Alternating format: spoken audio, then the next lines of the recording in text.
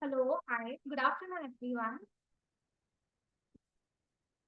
A very happy World Social Media Day to all. Thank you for tuning in on a Sunday. It's a Sunday of celebrations after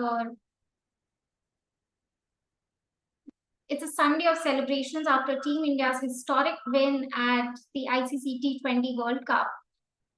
A very warm welcome to the 8th edition of Social Samosa's SMLive, which is held in honor of World Social Media Day.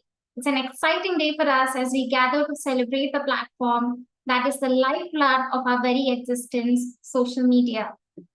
Each year, we seize this opportunity to reflect on the importance of social media in our journey. And without it, brands would lack the means to connect with their consumers directly, and frankly, we would not have a reason to exist. Today, we're here to discuss the evolving landscape of social media, explore the latest trends, and gain insights from some of the most innovative minds in the industry. I'm Karuna Sharma, Head of Content at Social Samosa.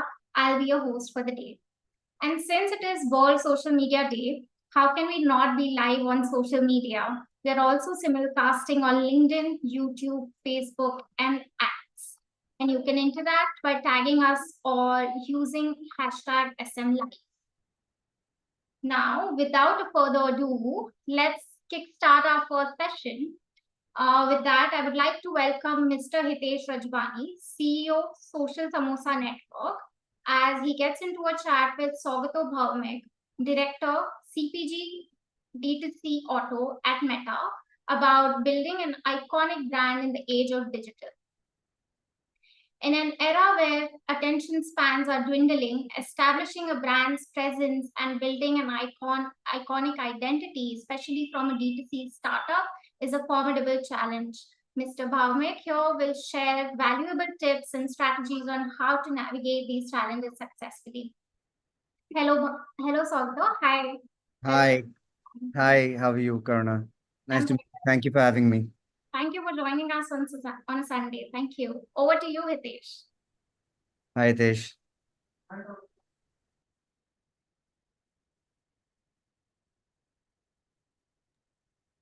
Hi Saugato, how are you doing?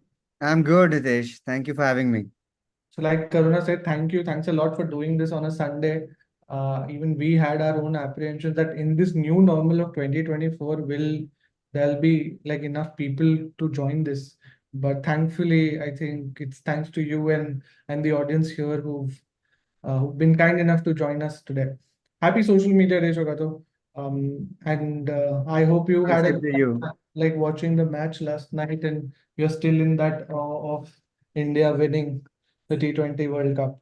Oh, yeah. Nobody could have scripted a better match. But just on the subject of cricket, since we are on social media day, the last ICC World Cup that happened, ICC actually put out a post that the amount of video views that their handles received um, on Meta, which is the leading social media platform, more than dwarfed Hotstar, which was the actual streaming platform, by roughly some multitude of 25 to 30x. Like we got about 17 billion views on their social handles on ICC.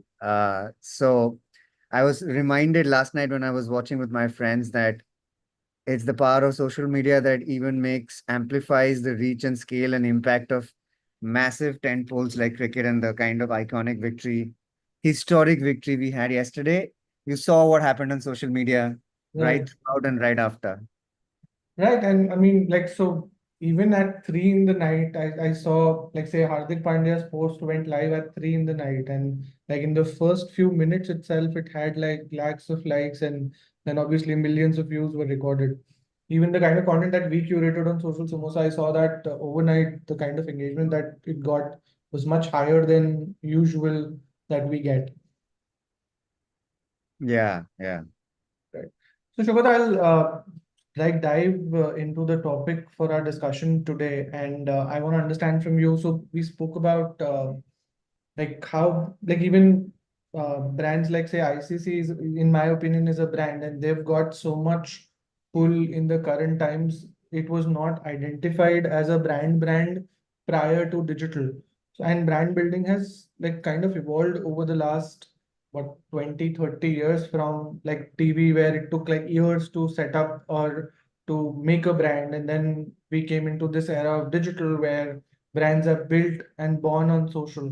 So, from your understanding, how the whole idea of brand building has changed in the recent times, and yeah, like if you could mark some milestone moments of how brand building has changed in the last decade or so. No, so thank you, Hitesh, for asking me, setting this off.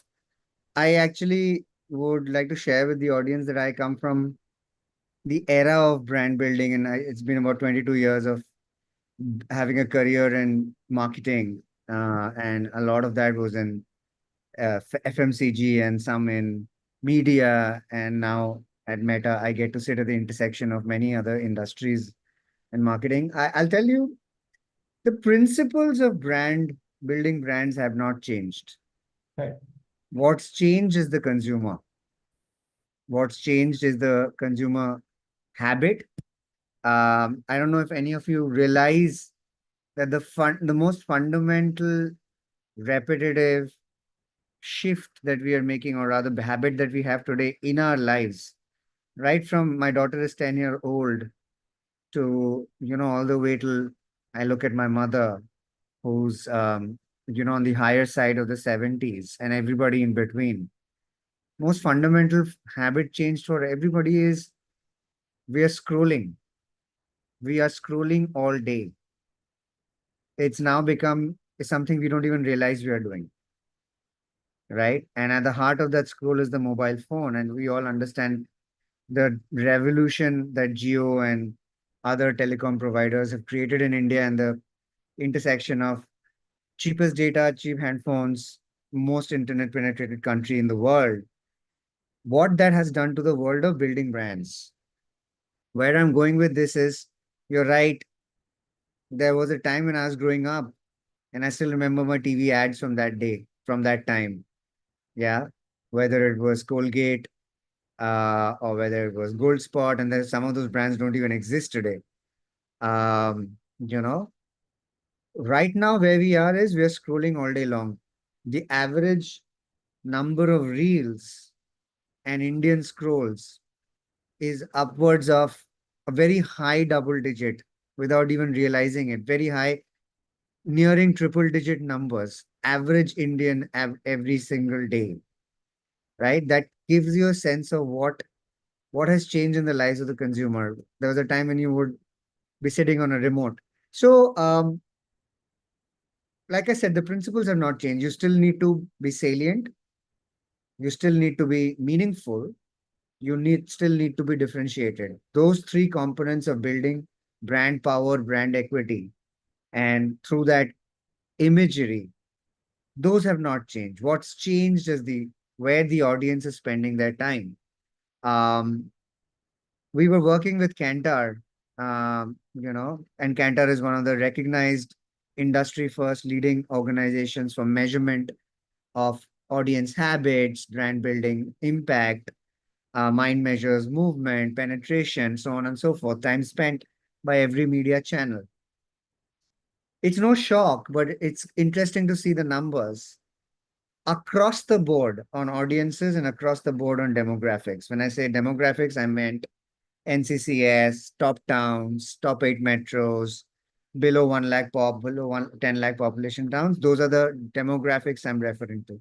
When I'm talking about audiences, I'm referring to Gen Z, Gen X, Gen Y, mothers, first jobbers, all of those different audience examples. In every single demographic and every single audience set, TV penetration in urban India has collapsed.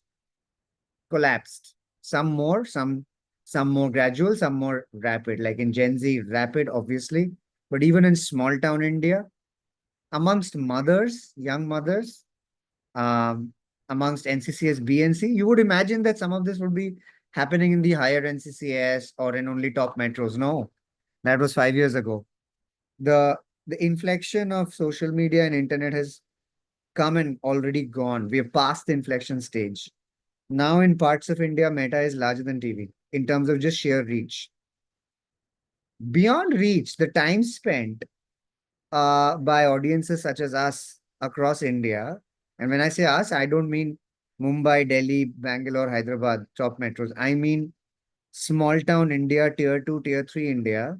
I mean rural India. When you aggregate that and you look at TGI data from Kantar, where they tell you about the time spent impact in places like urban India, Meta is more than 2.5 times that of TV time spent. In places like Gen Z, audiences more than 3 times that time spent on Meta versus TV. And I'm just referring to Meta versus TV. Digital is even higher, but Meta is at the heart of what this is. When we say Meta, I'm referring to WhatsApp, Facebook, and Instagram. Yeah. Um, so that's what's changed. And when you think about this change, therefore, the rules of brand building will shift. Um, Discovery is now, there's a time when the first wave of the internet where you would look for brands, right? You would open the browser and you search. I want to buy a t-shirt for upcoming festival or pair of sneakers or a mobile phone. You'll search. So people were finding products and services online. The rise of social media at such a rapid pace is reversing that. We are still finding. What's become larger is discovery, meaning we are discovering without even searching.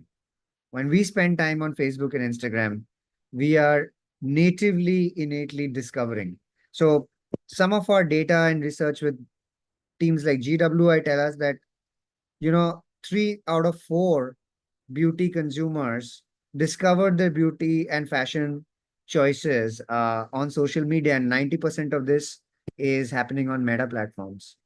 On Reels, discoveries like 1 out of 3 beauty consumers and nearly 40% of fashion consumers are discovering what they purchase on Reels.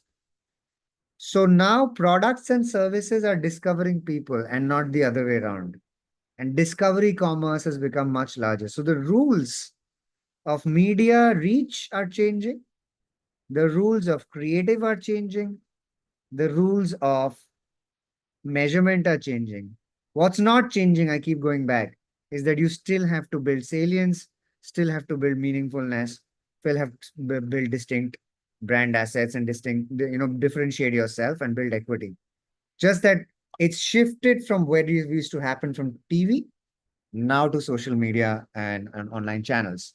So yeah, so that's what I believe. I know I went a little distant in explaining this to you, Hitesh, but that's fundamentally what's changed. And my sense is in the upcoming 2 to 3 years, we will reach a stage where not only are we already mainstream in building brands, we will be the core platform of building brands. There is no other way to look at it. Right. So, like, I do get your point that, like, with the advent of digital and even meta platforms for that matter, a lot of consumption patterns have changed. And, like you mentioned, that, like, on digital and meta platforms, there is higher reach, there's higher amount of time spent, which makes it more, I won't say easier, but it's more convenient for brands to discover consumers and to figure out ways and means to be a part of their lives.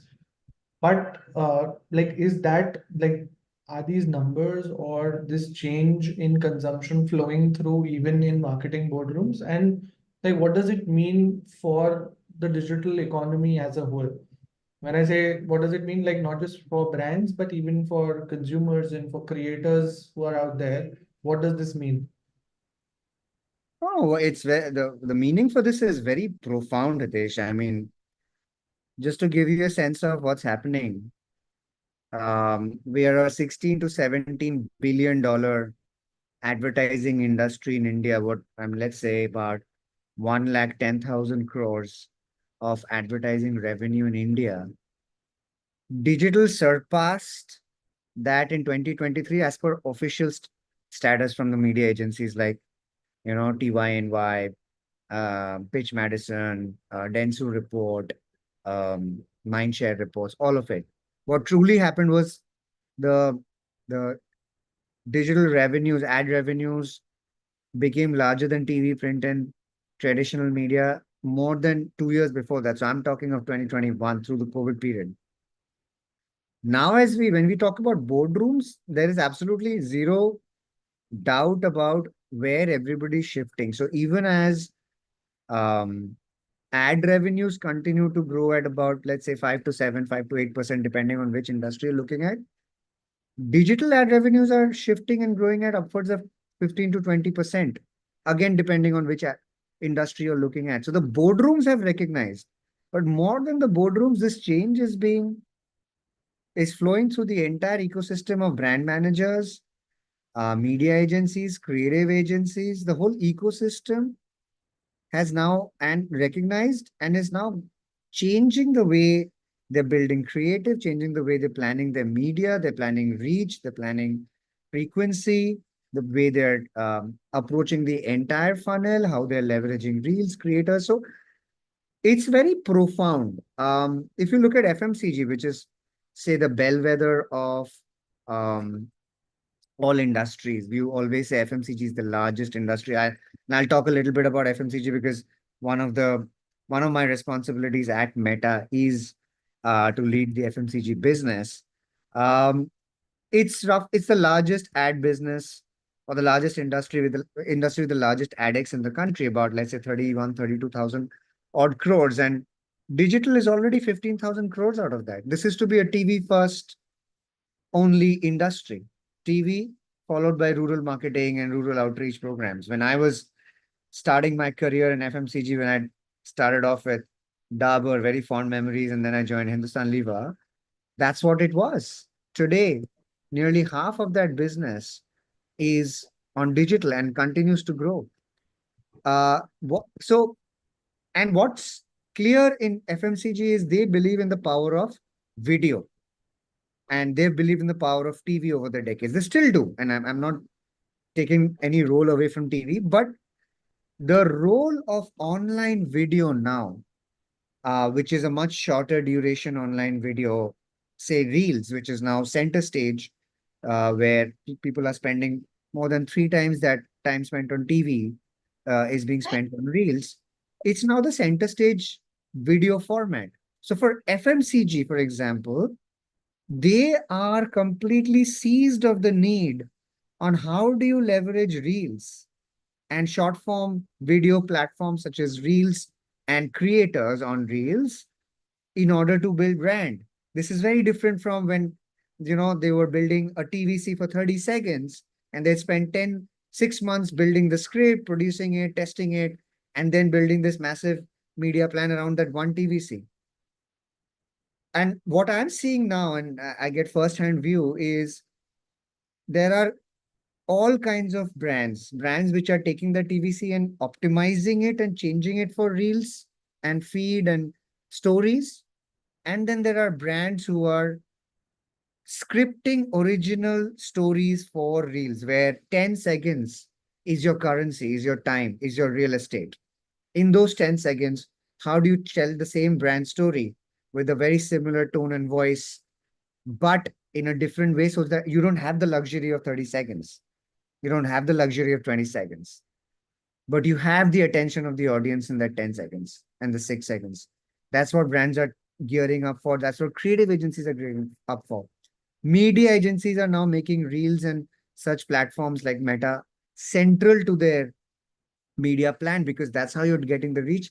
That's how you're getting the frequency. That's how you're getting mind measures movement. That's how you're getting bottom funnel outcomes. I mean, why am I talking only brands? But if you want to drive web traffic, you want to drive session volumes, you want to drive app installs, you want to drive website conversions, anything that you want to drive, you are getting the audience sitting here. And it's the power of the AI underlying our feeds, underlying this, WhatsApp, Instagram, and Facebook, that is ensuring that the right audience is then reached out to, right audiences then influenced in order to deliver to the brand a brand outcome, whether it's top funnel or whether it's bottom funnel. So to you answer your question, absolutely flowing through the entire industry. And our prediction suggests that in the next 5 years, or by the time we touch 2030, not only will out of the $8 to $10 trillion Indian GDP, the digital GDP is going to exceed $1 trillion. Out of that, nearly 60% of commerce on online will happen through the mix of video commerce, social commerce, and conversations commerce. So I believe we are in the midst of an absolutely seismic transformation that the country is growing through, and in that, the digital advertising industry is playing a very, very central role because that's how brands are built, that's how PNLs are managed.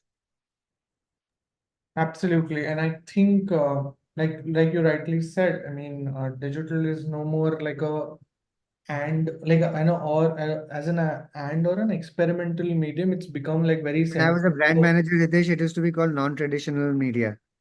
Yeah. I mean, things have really changed since then. Yeah, so when we done one of these sessions in the past, I think 2016 or 17, I remember a CMO who had mentioned that digital is a stepchild in a brand's marketing mix.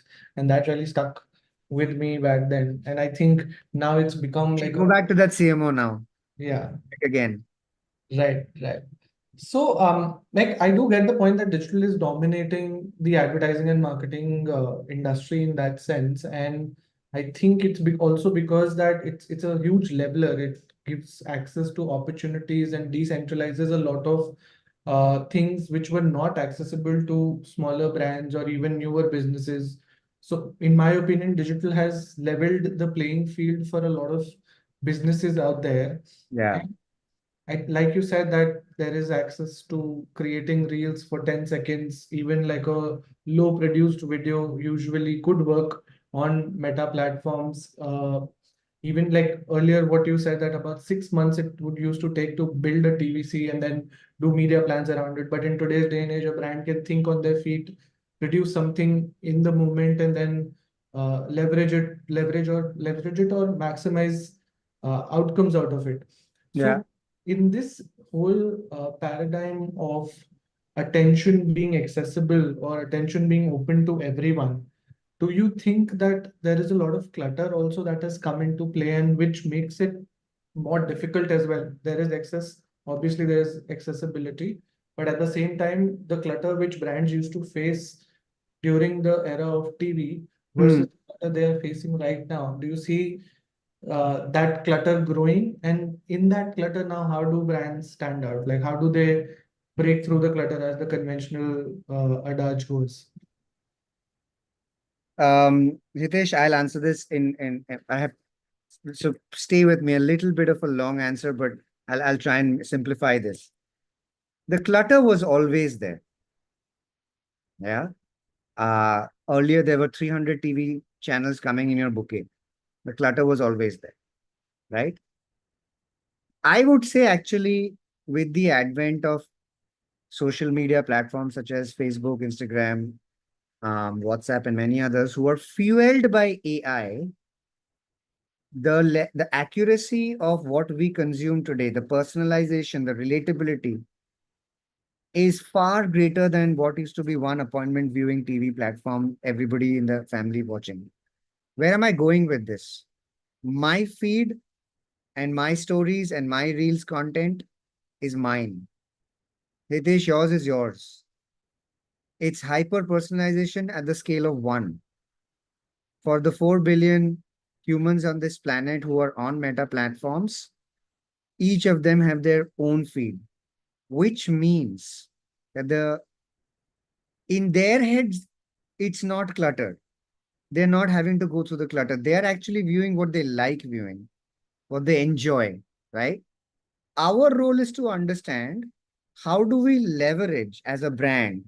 Let's say we are a brand, there are brands who are trying to understand how to therefore use this insight. Firstly, use the platform for how it is consumed. Build for and for every platform that's true. Earlier used to build for TV. Now build for the medium. If you're on using Facebook, build for Facebook, build for Instagram, build for WhatsApp. What does that mean? It's a scroll medium, it's a feed medium, it's a fast move medium. You'll get less time, right? It is video platform. So whether it's reels or whether it's stories or whether it's short form nearly 0 second videos, 1 second videos on your feed. Build your creatives for that. Build for mobile first. 9:16 aspect ratio. Put in the audio. Put your message in the safe zone of your mobile. Test that. Yeah. Build to for a native experience. And that I sometimes, when I talk on some of these forums, many people feel that's the most obvious thing. It's not so obvious to brands. Brands don't do that. Often they'll take an existing creative, which is a 16 by 9 long form TV asset, and they'll try and change it and optimize it. It doesn't work that well. So, first is build for the medium. Next is leverage the AI of that medium. In this case, Meta. Leverage our AI. What does that mean? Our AI gives you the most advanced automated way of reaching the audience, delivering the right creative to the audience, managing your budget that you will spend on that audience. Our generative AI now is allowing you to change, generate text, generate videos, image expansion, all kinds of things. What used to take like a week, you'll call up your, creative agency and say, hey, I need this the visual back and forth till the brief will happen. Then there'll be a script made or a storyboard made. Then you'll approve that. And then will come a visual, key visual. Then you'll make a, script out of it, shoot it, all of that. It's happening in seconds. Many of that is now happening in seconds. So I give you an example. If you have a core visual for your brand, Meta AI now allows you to build multiple iterations of that uh, image. You can say, I'm having this coffee mug needs to be against a cloudy mountain backdrop. It'll happen right then. It needs to happen with rain in the backdrop, and the steam needs to show. It'll happen right there in the moment.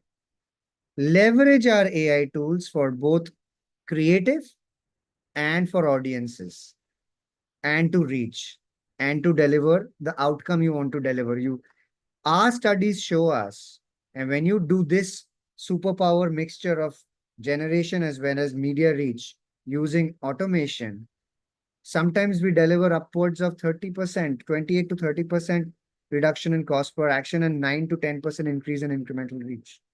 So this is the second thing I'm going to tell brands. And we're telling brands that first, make for the medium. Second, use AI. Third, measure for outcomes.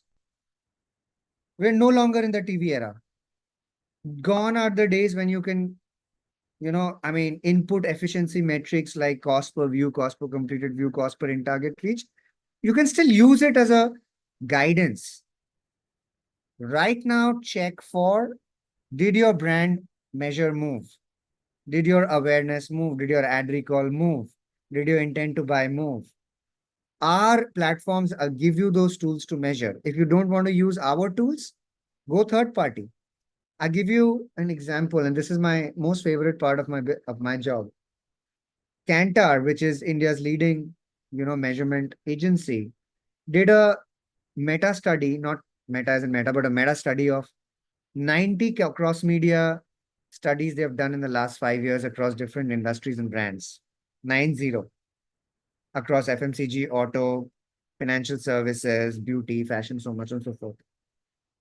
Meta, and they compared the impact of each platform, TV, YouTube, Meta, print, out of home, all of that, on the movement of brand uplifts and the role that each plays. Meta came out as 7.5 times more efficient on moving brand uplift versus TV. 7.5 times. The ROI of Meta is that. Now, measure. That's my third thing. Measure every single campaign and see how you're getting returns from every single different media.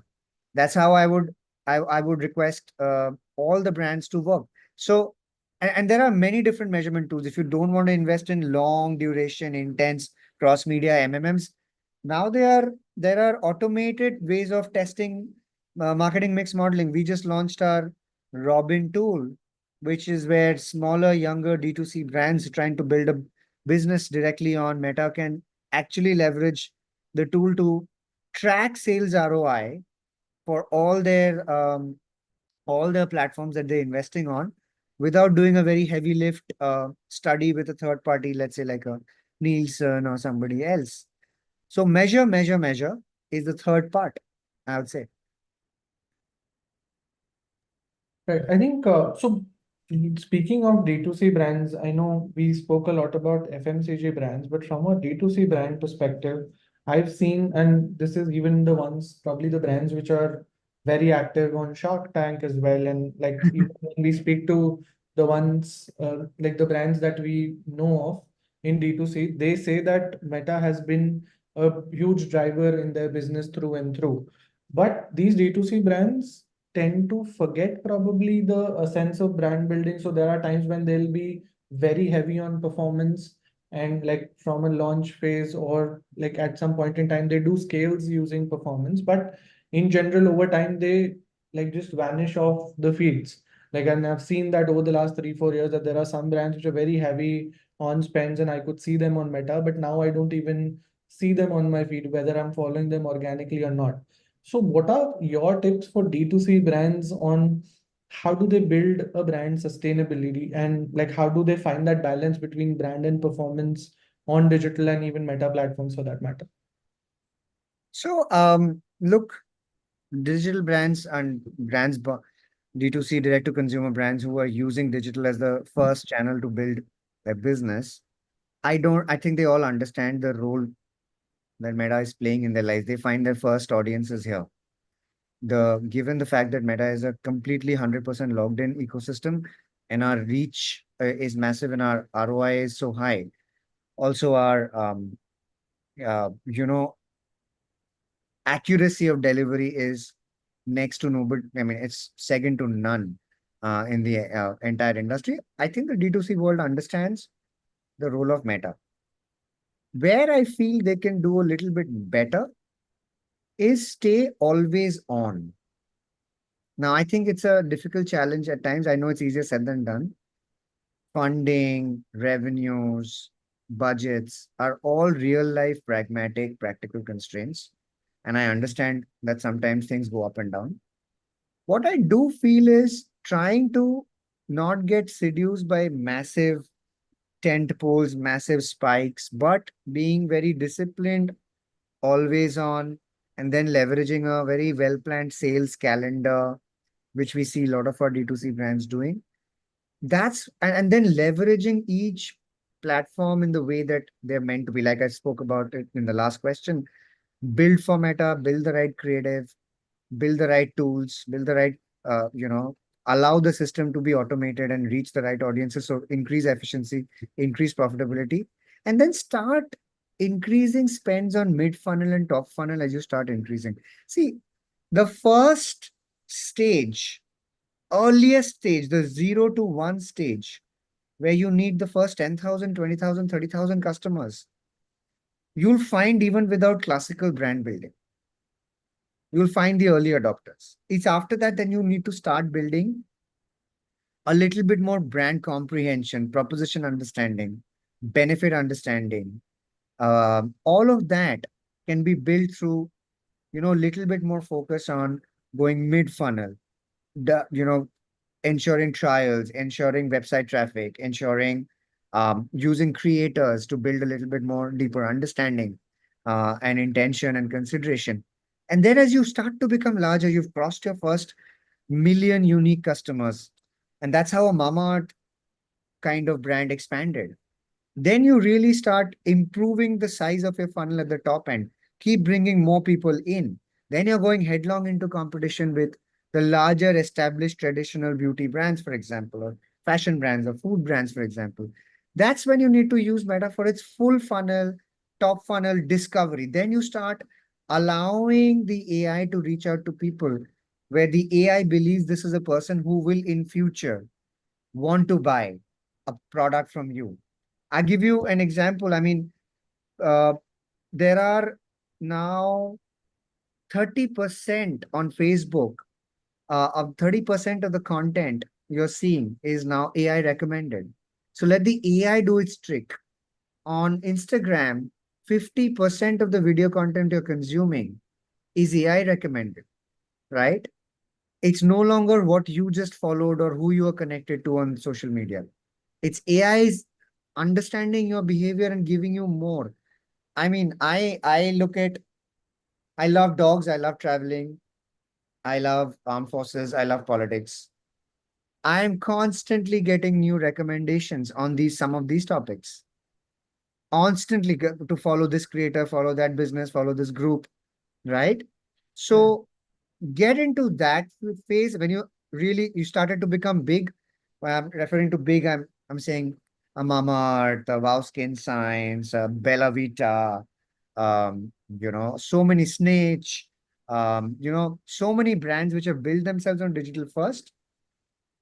That's when you start to use top funnel in a more balanced form of bottom funnel. And you notice that the introduction of top funnel spends actually aids your bottom funnel. Finally, look, everybody's in this for the business. Let's be clear, right? Everybody wants to see that sale happening. We want to see that sale happening. What we tell advertisers, when you start to introduce 20-30% more top funnel, you start to see the impact of bottom funnel conversions improving very significantly because it starts to aid, but you can't see it immediately. You'll have to be on. You'll have to stay the course. You have to test and learn. You have to see which format of top funnel is working for you. So that would be my tip and trick to the D2C community. And other than that, I think they're very sharp marketers. They all understand that the ROI they're getting on Meta is absolutely top class, given the fact that so much audience is sitting. So it's more efficient than any other platform now in terms of costs. So this is the most, this is where they manage their profitability and P&L. Thank you, Saugato, for breaking this down for us. I'll wrap this session with a quick rapid fire. This is one of my favorite parts in a chat. So to start with, what's your favorite Instagram feature? Oh, easy, Reels. I mean, somebody who's as technologically challenged as I have been in the past, even I can make Reels with all the filters and music and effects and locations and shareability. I love it. I absolutely all my now experiences, travel, everything is accompanied by a reel that I'll make at the end of it. Nice. The last app you check before sleeping. WhatsApp. Okay. Which genre of content will we find on your feed? I told you, dogs Okay. by travel and followed by a long tail of many other things. Okay. A celeb or a creator account that you love to follow. Roger Federer. I mean, and there are many hundreds I follow, but I love his content. But there are so many others like Virat Kohli, of course, the man of the hour. Okay. One digital marketing feature you wish you had access to when you were a young marketer. The Gen AI creative feature where I could make hundreds of uh, text and image variations and expansions and crops and changes online in few seconds. I wish I had that when I was making my TVCs and stuff. Great. So, and lastly, then this is not a rapid fire, but like the last thing, one hot tip for marketers and advertisers watching this. Like I said, build for the medium, keep testing and learning. It's a do, learn, do world. If anybody tells you they have a playbook and they've worked it out, they're lying. Do, learn, do is the way we all build our products. Do, learn, do is the way we learn our trade craft. So I'd just leave that with everybody. Thank you, Saugato. Thanks a lot. I think do learn do is something I'll also take a note of. Uh, Thank you you so much for having doing me. this on a Sunday afternoon. Not at all. I loved it. And a Thank you very happy social media day to you too. to you as well and to everybody on this chat. All right. Thank you. Bye-bye. Thank you for the insightful session, Mr. Bhowmik. We couldn't take the questions, but if you could spare a few minutes and answer the questions in the chat box, please. Thank you again for the insightful session and sparing time for us on a Sunday and reminding us of the evergreen principles that continue to hold the pillars of brand building. Thank you.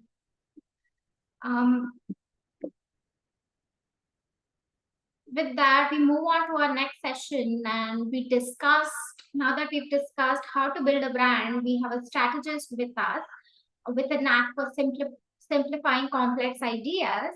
So join me in welcoming Viren Noronha, co-founder of New Thing.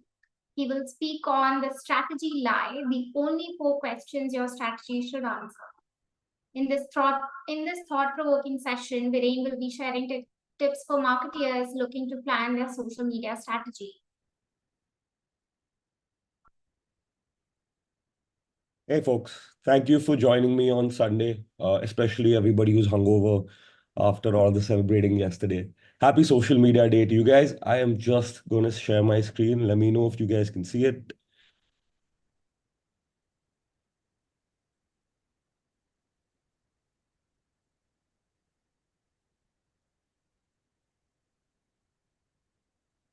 Can you guys see my screen? Not yet, Viren. All right, give me a bit.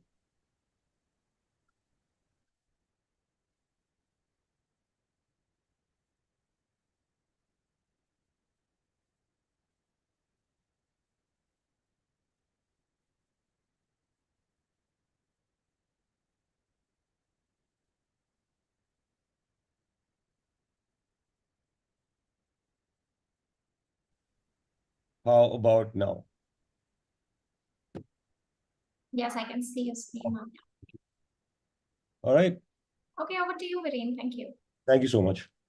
So guys, this talk, these slides are largely a culmination of my experience with what we traditionally call strategy, what we now call social strategy, or social media strategy, whatever you want to call it. Is also a culmination of all the trauma that I've gone through in the last 8 years of working in social media.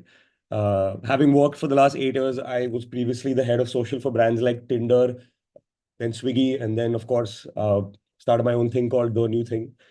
I can understand how frustrating it is to sort of come up with strategy. And personally, I've come up with at least 100 strategy decks, and no 2 strat decks have ever looked the same, right? So while it is a painful truth, it is also a very frustrating truth that when you get it right the first time, the second time that you do it is going to be completely different, right? Now, I'm not saying that these are the only 4 things that your social media strat should answer. You can come up with more things to complicate it if you want, but if it does answer these 4 things, I think you're in a very well-placed position to nail whatever you're doing on social. So with that, let's start the session. Yeah. So strategy as we know it is dead, right? Nobody wants to acknowledge it. So we as the industry have to bear the brunt of it. Right? The first big mistake that I think we all make is we approach strat very academically. We approach it like how an MBA would. Analytically, statistically, driven by data, psychographics, demographics, whatever buzzword you want to throw into that. There is nothing wrong with that, but there is very little right in approaching it that way, right? I would rather say instead of approaching strat like that, why don't you approach strat like somebody who actually likes social media, somebody who actually uses Instagram or Twitter or YouTube or whichever platform you're sort of creating content for. The minute you start looking at things as a creator, which is what we do at TNT. Our team is staffed fully of creators. You're not looking at it as somebody who doesn't use the social channel, right? And that's when you realize that it's actually a lot simpler than you think. Psychographics and demographics and whatever graphics is great, but the core understanding of social is, okay, what am I going to use this for? Who am I going to be talking to? And a bunch of other simple questions that you need to have in place first. Then you can come to your TG, Fiji and all of that stuff, right? So here's some Kadak Chai on Strat, a few problematic statements, but a few things that I think are very true. The strategist is a very outdated designation in agencies, right? We don't have strategist at the new thing. It's not because I have anything against the designation or people who are strategists. It's just that I'm struggling to understand what the core function of a strategist in an agency is. That comes from no brand manager wants to be told what they already know about their brand, right? So when I was on the brand side and I was having agencies come and pitch, they would tell me things like, yeah, you know, Tinder is one of the biggest dating apps in India. And I'm like, huh, mujhe pata hai. Swiggy is a food delivery app that does blah, blah, blah, blah, blah. And I'm like, yes, I know. What are you going to tell me what I don't know? That I think is where strategy or a fresh perspective should come in, right? The strat and the creative team largely or 80% of the time will combine their decks 2 hours before the pitch. So in a lot of pitch meetings, you will see that the strat team has presented point A and the creative team has presented point W, right? They've rarely spoken to each other in the entire pitch process, and they come together 2 hours is grace period, but usually they come together half an hour before the pitch to put it together, right? A strat deck takes 2 times the bandwidth, especially when it comes to social. It takes 2 times the bandwidth that you could have spent creating, posting, and learning. The team that has spent 2 weeks creating and posting will have a lot more to tell you on about what works, what doesn't work, than the team that has spent 2 weeks just coming up with strategy out of thin air, right? And the most painful truth is you will never, ever go back to your strategy deck after it has been closed. I have never gone back to any of the strat decks I have ever created or forced my agency to create or being forced to create myself. I've never referred back to it, right? These are some Kadak truths that you need to sort of digest now that you have. Let's move into how this dance usually plays out, right? You bring in a new client, great. You're ready to start creating content, great. Suddenly, somebody from top management says that they want to go over the strat or see a strat deck. Your team spends a full week putting together the strat. You spend another week creating a very beautiful 45 to 50 slide deck. The strat meeting gets pushed at least twice. So this 2 weeks has become 3 weeks, which has now become 4 weeks. You feel like you're pitching for this brand all over again. You present, you'll probably bomb. You repeat step 4 until everybody on your team is absolutely burnt out. In this entire process, you have also created no content and you are chasing this goalpost that you think you really need to chase. And you've done it in a very complicated way. I'm here to sort of tell you that strategy decks are a beautiful way to sound really smart, which you should. It is a beautiful way to feel smart, which you should. It is also a very beautiful way to impress your boss, who's more likely than not on social media in the first place. And you can get away with saying really cool stuff like harness social currency to drive buzz, encourage positive conversations to drive advocacy, maximize buzz by driving word of mouth from relevant influencers, drive breakthrough conversations with viral ideas. I have no clue what any of these statements mean. They sound amazing. They sound sexy to put on a slide. I can't make heads nor tails as to what they actually mean. Social strategy largely is pretentious. However, what it should actually be is simple. Social strategy is supposed to be simple. Please do not make yourself believe otherwise. It is human tendency to be additive to everything, which means that if something is not making sense to you or you're not convinced of it yourself, you add more to it as opposed to subtracting it or sharpening it, right? That's the wrong way to do things, or at least that's not how we do things at the grid. So social strategy is 4 very simple answers to what are we trying to do here? Who the hell are we speaking to? What are the resources that we have? A very, very important question. And the last one is, okay, how are we going to measure success?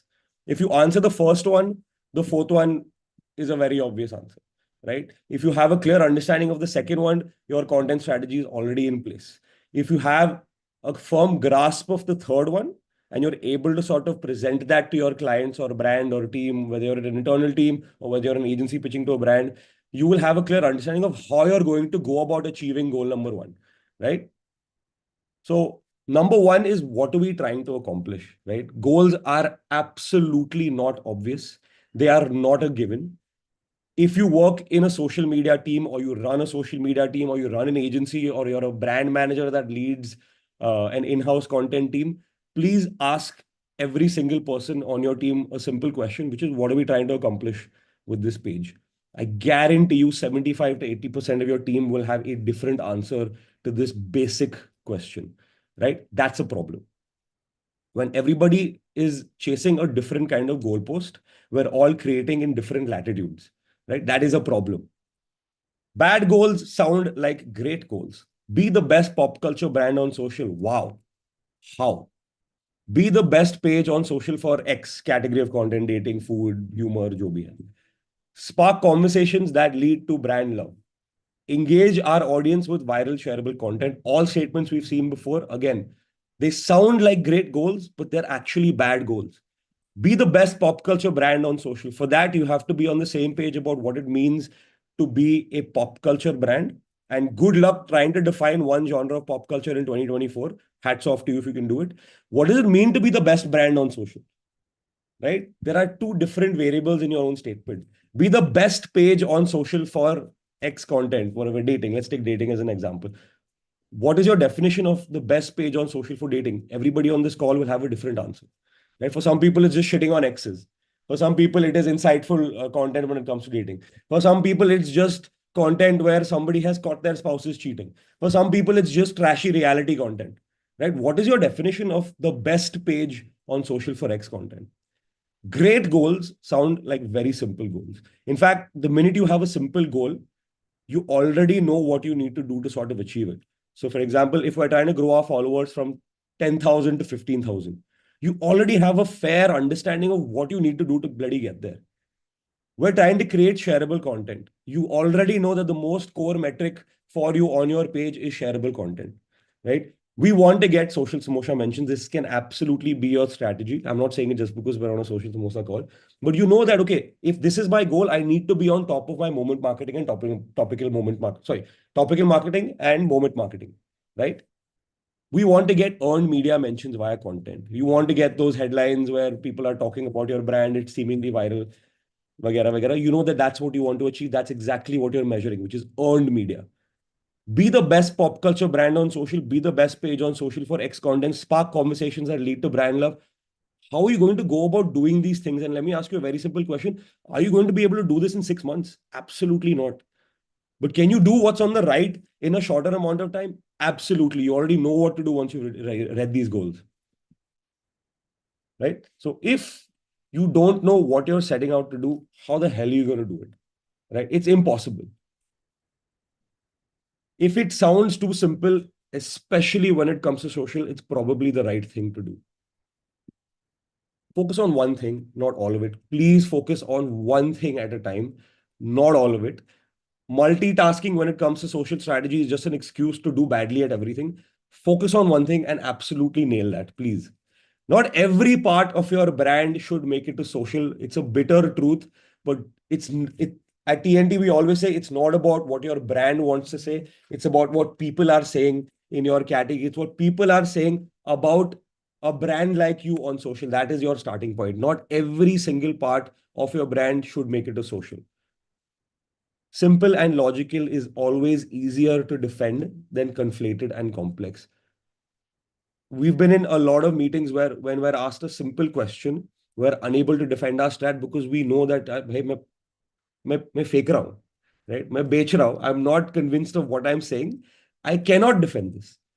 But if you come from a place of clarity, if you understand, hey, this is what we're trying to achieve, you're in a better place to handle pushback. You're in a better place to put forth your point properly. If you're tackling one clear objective at a time, you're able to defend your strategy for that objective.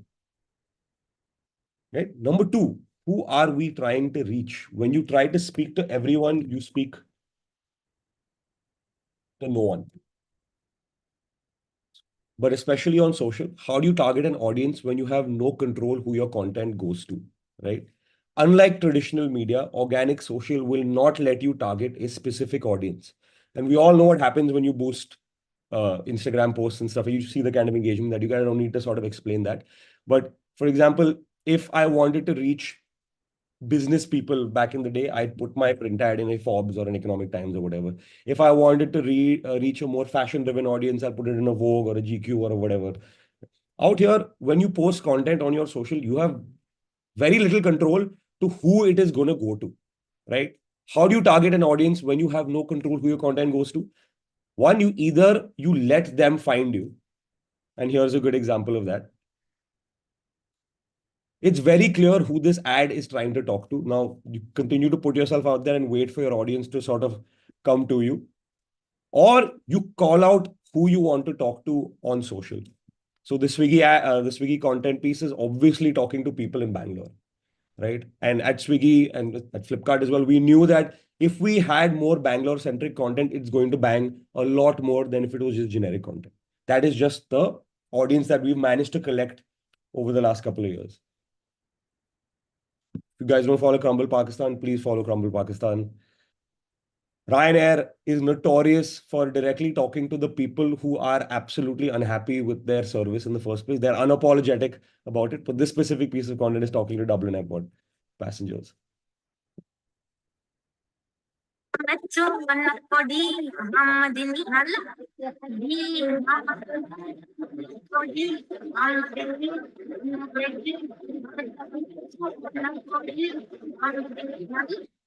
Again, very clear with the music who they want to sort of talk to, a football fan, but you know where this football fan is located. The third thing is, what resources do we have? I think whether you run a social team at an agency side, or you run an in-house brand team, or you are a brand manager that has hired an agency, here is where I think most of your strat and your execution falls apart if you don't pay attention to getting a few things right. What can our team do? What are we the best at? Agencies are notorious for pitching ideas we know we can't pull off, right? They're called pitch ideas. It's not a trade secret. We all try to sort of pitch these pie in the sky ideas, pie in the sky strategy, when we know that if it is approved, I have no clue how I'm going to go ahead and execute this. One, the simple answer is because we hate losing. The more complex answer is nobody wants to say that they can't do something, right? No agency or brand team will say, hey, we can't do this. But do you know the cost of winning when you promise something that you know you can't do well, right? So when you promise what you can't do well, here's what happens. It takes 3 people to do a 1-person job. You're always behind your social calendar, always. One post will take multiple rounds of feedback. It's frustrating. You start panic hiring. You start seeing these job posts like hiring a reel creator with a strong understanding of film and TV content, hiring a meme creator with a strong understanding of cricket content. You'll start seeing these very, very specific kind of job posts. Client will message you, or you'll message the agency saying, hey, can we have a quick chat? Hey, 5 minutes. Hey, let's hop on a quick call. Then they'll stop messaging you. They'll start calling you directly. You'll start hearing things like, "Arey, maza nahi aa raha hai. Arey yaar, kuch todte hai social pe. Does the team need any help? Do we do another call?" A decline of your agency client trust equation. You lose the account, or you fire your agency. This period usually takes around 3 to 4 months, sometimes 6. But this is how it usually sort of plays out, right? What you need to do is look at your team at a macro level and be honest, right? Are we a team that is very good at X or Twitter, whatever you want to call it? Fine, let us only nail X for you end to end, right? One thing, clear focus, one objective, let's nail it. Are we reel creators? Fine, let us purely focus on creating kick-ass reels for this brand. If you think that's ridiculous, there are pages out there that have only one format and they are kicking us in the ass when it comes to followers and engagement and stuff like that. A good example is this page called Raj Mandir Hypermarket or Supermarket, one of the two. They only create one kind of content and they are sitting at top of the pile with 520,000 likes on their content. Are we good with creators? Fine, let us ace creator collabs. Are we meme creators? Fine, let us purely handle meme marketing. You can have a combination of this in your agency as well or in your team, but have an understanding at a macro level ki, bhai, can we do this or can we not? Okay, we're not good at Twitter. What do I need to do to fix this problem? Or maybe I should not have Twitter as a problem altogether. Then you look at your team at a micro level, right? From your individual superstars or rock stars that you have. Do I have a strong ideator? Let me now include hub campaigns in my scope of work. Do I have someone who's great with scripts? I am now in a position to pitch film ideas. Do I have a talented designer? Fine, let me start playing to that designer's strengths, right? Pick up work on your terms, play to your strengths. Do not be the one that says yes to get any kind of work through the door. And then you know that your team is going to struggle to pull it off because you're not playing to your team's strengths. Yes, it's a little strange to have resources as part of social media strategy, but at the end of the day, who's going to execute your strategy? Your team. or you're going to execute your team because of the strategy that you sort of pitched. If you're not going to do a good job, don't do it. I know that nobody wants to say that they can't do something. I know that we chronically have an aversion to saying no to work that comes our way. But if you're not going to do a good job, don't do it. Or give it an honest try and say, bro, we're not good at this. Please, let's part ways. And the last thing that I want to talk about is how will we measure success? There is an endless supply of social media metrics if you go looking for it. And you can drive yourself nuts trying to find and track every single metric. What I would encourage you to do is choose a primary metric and still measure everything, because you got to fill up the rest of the slide. But to give you an example, when we did this campaign called Why Is This a Swiggy Ad? We knew that the core metric that we were chasing was comments, right? We wanted to see as many comments filled with theories about why this specific ad was a Swiggy ad. When we did this campaign at Tinder called Axe Your Ex, which was about you sharing an image of you with your ex and we'd Photoshop your ex out of it. The one thing that we wanted was mentions, right? Mentions or tags or whatever it is, right? We tracked likes, we tracked comments, but what we wanted was photographs of people and their exes. When we did Voice of Hunger at Swiggy, which is where you had to basically send us a voice note and make it sound like food, we wanted to track DMs and voice notes. When we very recently did this campaign for Flipkart called Thumbs Uppa, which is all about how dads only reply with this thumbs up, we were measuring thumbs ups. Now, having a clear understanding of what your primary metric is all you need to know. Track everything. Maza aa jayega. Go onto your dashboards and fashboards and insights and stuff and track it. It'll look damn sexy on a document or a slide. But what is the one thing that you're chasing with either this campaign or this piece of content? A lot of the times when you post a piece of content, you don't know whether you're chasing likes, comments, or shares. And that's it, folks. I left the last few minutes open for any questions that you may have. I'm going to stop sharing my screen. Yes.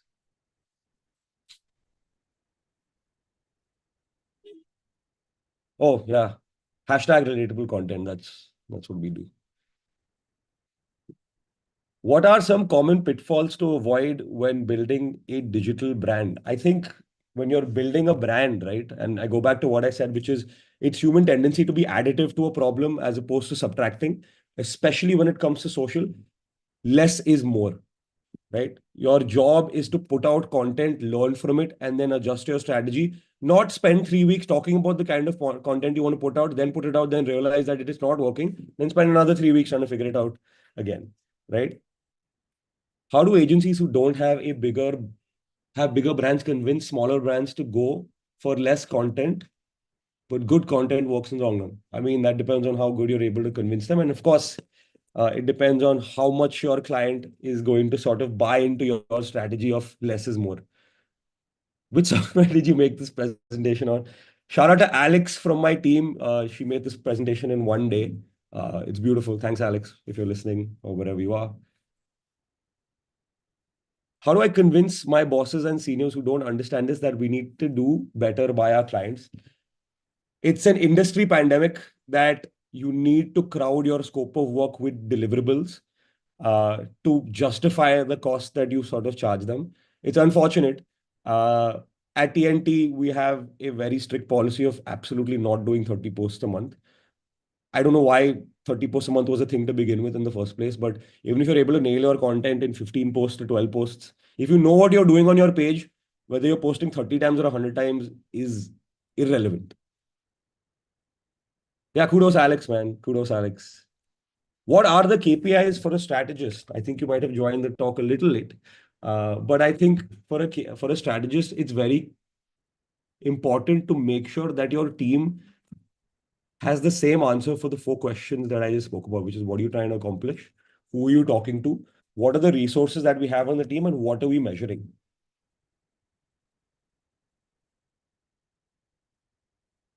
Yeah, Marthan, I think I just sort of answered that. How do you define the deliverables commercials ratio without a fixed scope of work? Again, like it's a pandemic that you feel like you have to crowd the scope of work with a lot of things. Don't do that. be nice to your team, play to your strengths. Everybody wants to have fun working. Everybody wants to enjoy social content.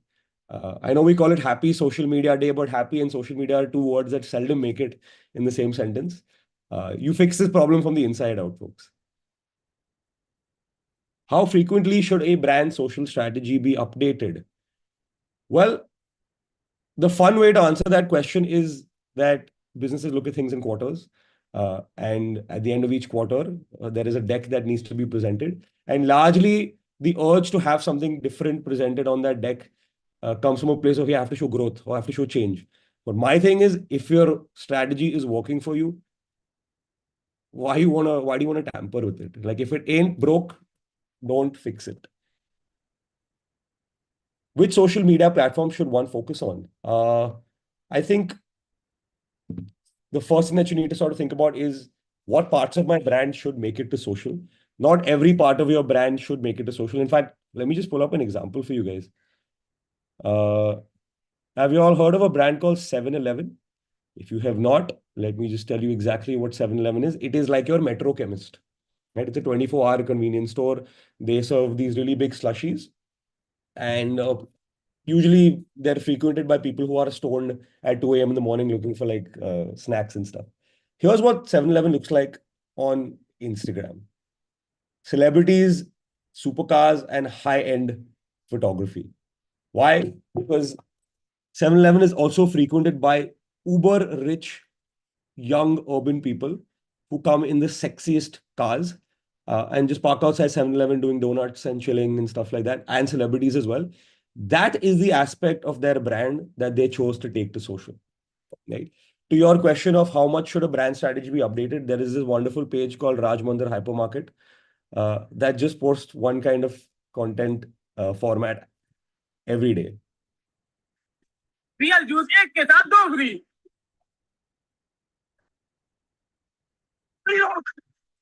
Rana साहब यहाँ नहीं रुक सकते, पीछे गाड़ियाँ आ रही हैं. Hello dear customer.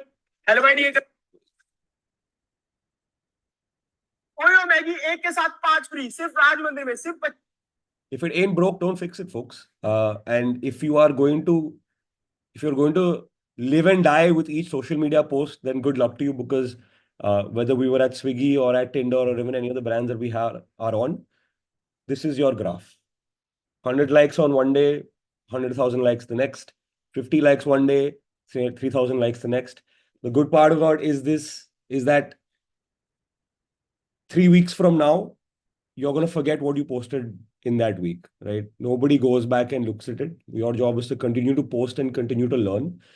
Even if I ask the head of any social brand, hey, what did you post 4 weeks ago? They will not have an answer. How many likes did it get? Not have an answer. Do you remember the nightmare behind posting that post? Everybody will remember and have an answer for that, but they still won't know what the post was. I heard you say to have one objective goal at a time, but what if my client wants awareness and engagement at the same time? I think awareness and engagement are two really big words, man. When you talk about engagement, what are you talking about? When you talk about awareness, what are you talking about, and how are you going to measure this? Which is why when I go back to the good goals and the bad goals, increase brand awareness XYZ is a good articulation of a bad goal. Increase followers from 10,000 to 15,000. That is a sharper goal, right? You're also promising awareness through that as well. How to convince client not every post will be viral. I feel you, man. I feel you. How do you measure effectiveness of a social media strategy? Sure. If you have bad strat, you're going to have a tough time trying to measure it. Like I said, when you say things like best pop culture brand on social, a brand that Gen Z loves, they're really big statements, very undefined, but big, hairy, audacious goals then become big, scary, audacious goals. Simplify it, dude. Write something that you know you can achieve. Create shareable content on social. You know that the metric that you're measuring is shares, right? And if you've just watched the recent talk from Meta only, they said that shares is the most precious resource on Instagram. 7-Eleven is a American convenience store brand. How does one allocate time to multiple brands knowing we need to create good campaigns for each and it will take its time and resources? I personally get occupied. Yeah, man. don't design scopes of work that will torture your team just to sort of show that, hey, there's a lot of work on the board. Less is always more, and do less in a great way. Yeah, thanks, Neil. All right. Thank you so much for your time, folks. If you do want the slides, I think there'll be a recording, so you can copy the slides from there. If you have any questions for me, I'm happy to sort of answer them. Thanks, folks. Thank you, Viren. That was such a cool presentation. Special shout out to your colleague Alex for helping you out with it. Shout out to Alex, folks. Shout out to Alex. Yeah. Thank you for sharing those real world examples. I'm going to follow those pages on Instagram. Thank you for taking out the time. Absolutely. Thank you so much. I like the enthusiasm in the chat box. People keep it going, and we're also live on LinkedIn, YouTube, and Facebook and X. So you can interact with us there by tagging us or by using the hashtag SMLive. Up next, we dive into the world of social media content with a panel of experts who will share their insights of what kind of content truly works on social media platforms. Whether you're a seasoned marketer, a content creator, or just curious about the dynamics of social media world, this session is surely going to be packed with insights. So take notes, people. With that, I would like to invite Mathur, founder and editor, Social Ketchup, and managing editor of Social Samosa, to moderate this session. And please join me in giving a warm welcome to the panelists of the session: Ayush Shukla, founder of Finnet Media; Preeti Ojha, Senior Vice President, Content and Strategic Partnerships of FCB Group; Priyanka Pimpale, Deputy Manager, Marketing, Tim Hortons India; Sandeep Balan, founding team member and partner, Branded Content, Spring Marketing Cap. Over to you, Viren. Thank you, Karuna. Thank you so much. I will let Priyanka and Sandeep also to join and start.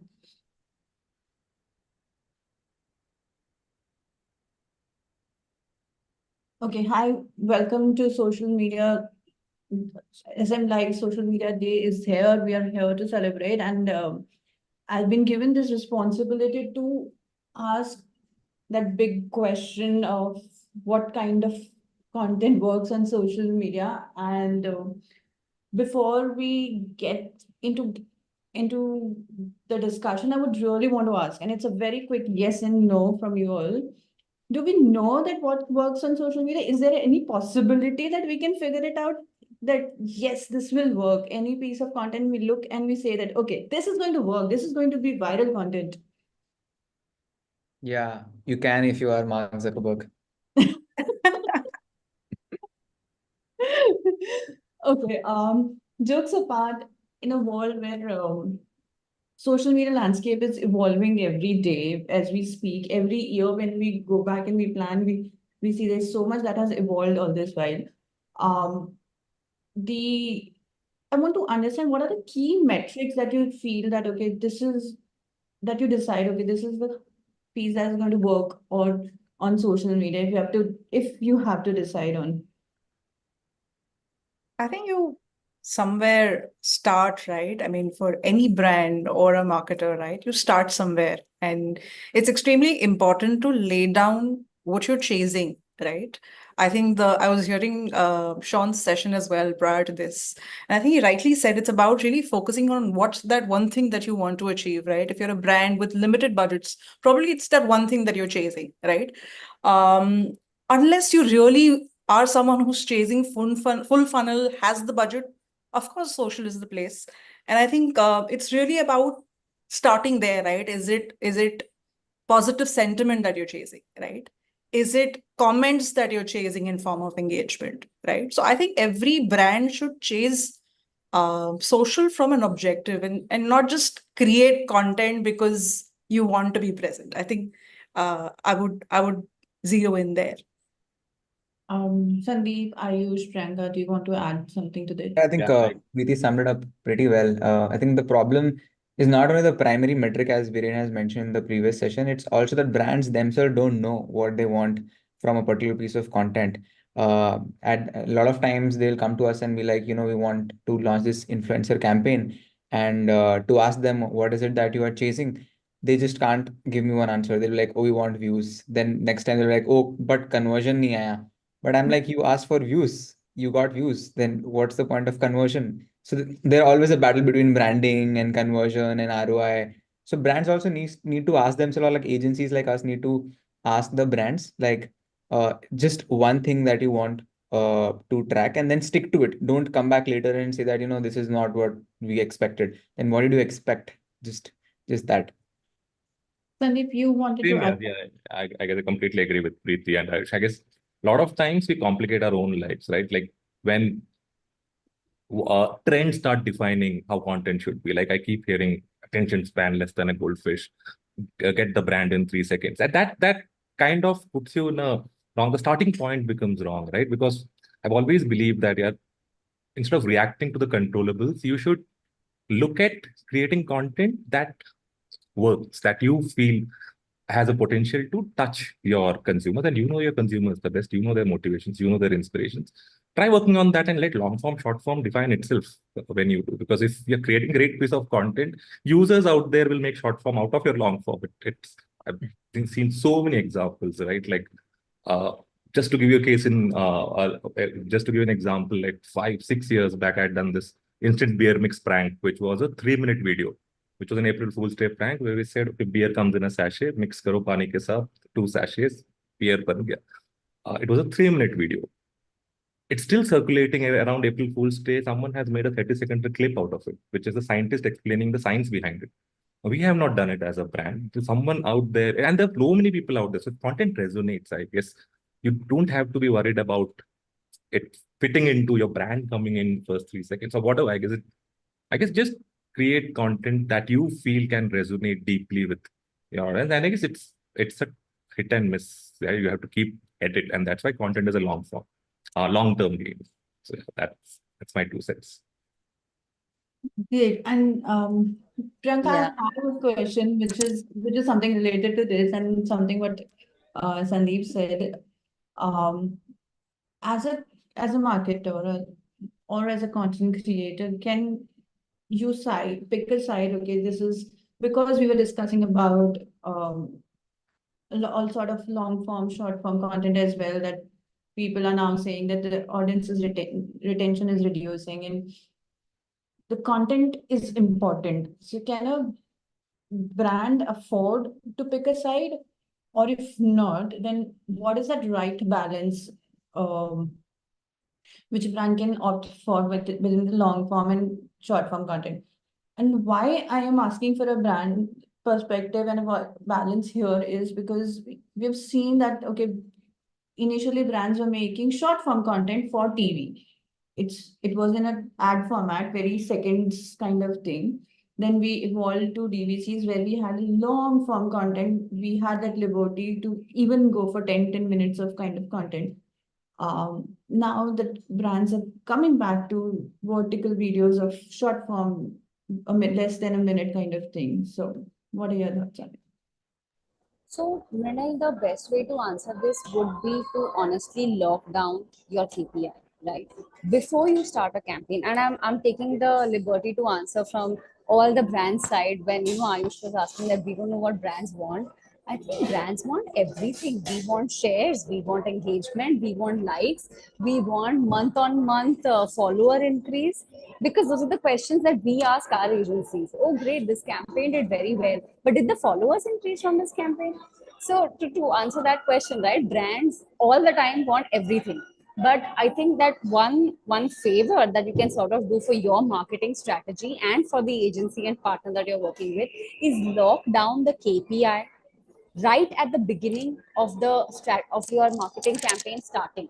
And then once you start diving into the different formats of content, you decide which type of content has more priorities and which gets allotted the more money, is the better creative, etc., etc. For example, if I'm trying to run a short form content, right, I can probably try and expect some sales from an Instagram ad video content. I can maybe try and track it. But if I'm trying to get sales from a product placement, which is a part of a long form 30-minute content, then I myself as a brand manager have failed to set proper KPIs for that campaign. So I think it begins really at the top, where you're like, what is my KPI? What am I actually trying to achieve from this type of content? And you stick to that as well. Not like halfway through, once you have done the long format content, you're like, oh, but can I also get sales from this? I think I would also suggest a lot of people don't do that, because I've seen a lot of brand campaigns trying to do that. So I think that would be the main thing, setting your KPI straight. That being said, can brands afford to isolate one type of content? Yes. I think we have tons of examples, tons of D2C brands excelling in a certain type of content, excelling in a certain type of format, and they have a loyal customer base that's growing month on month, week on week, and helping them achieve their sales or whatever it is that they want to achieve. Awesome.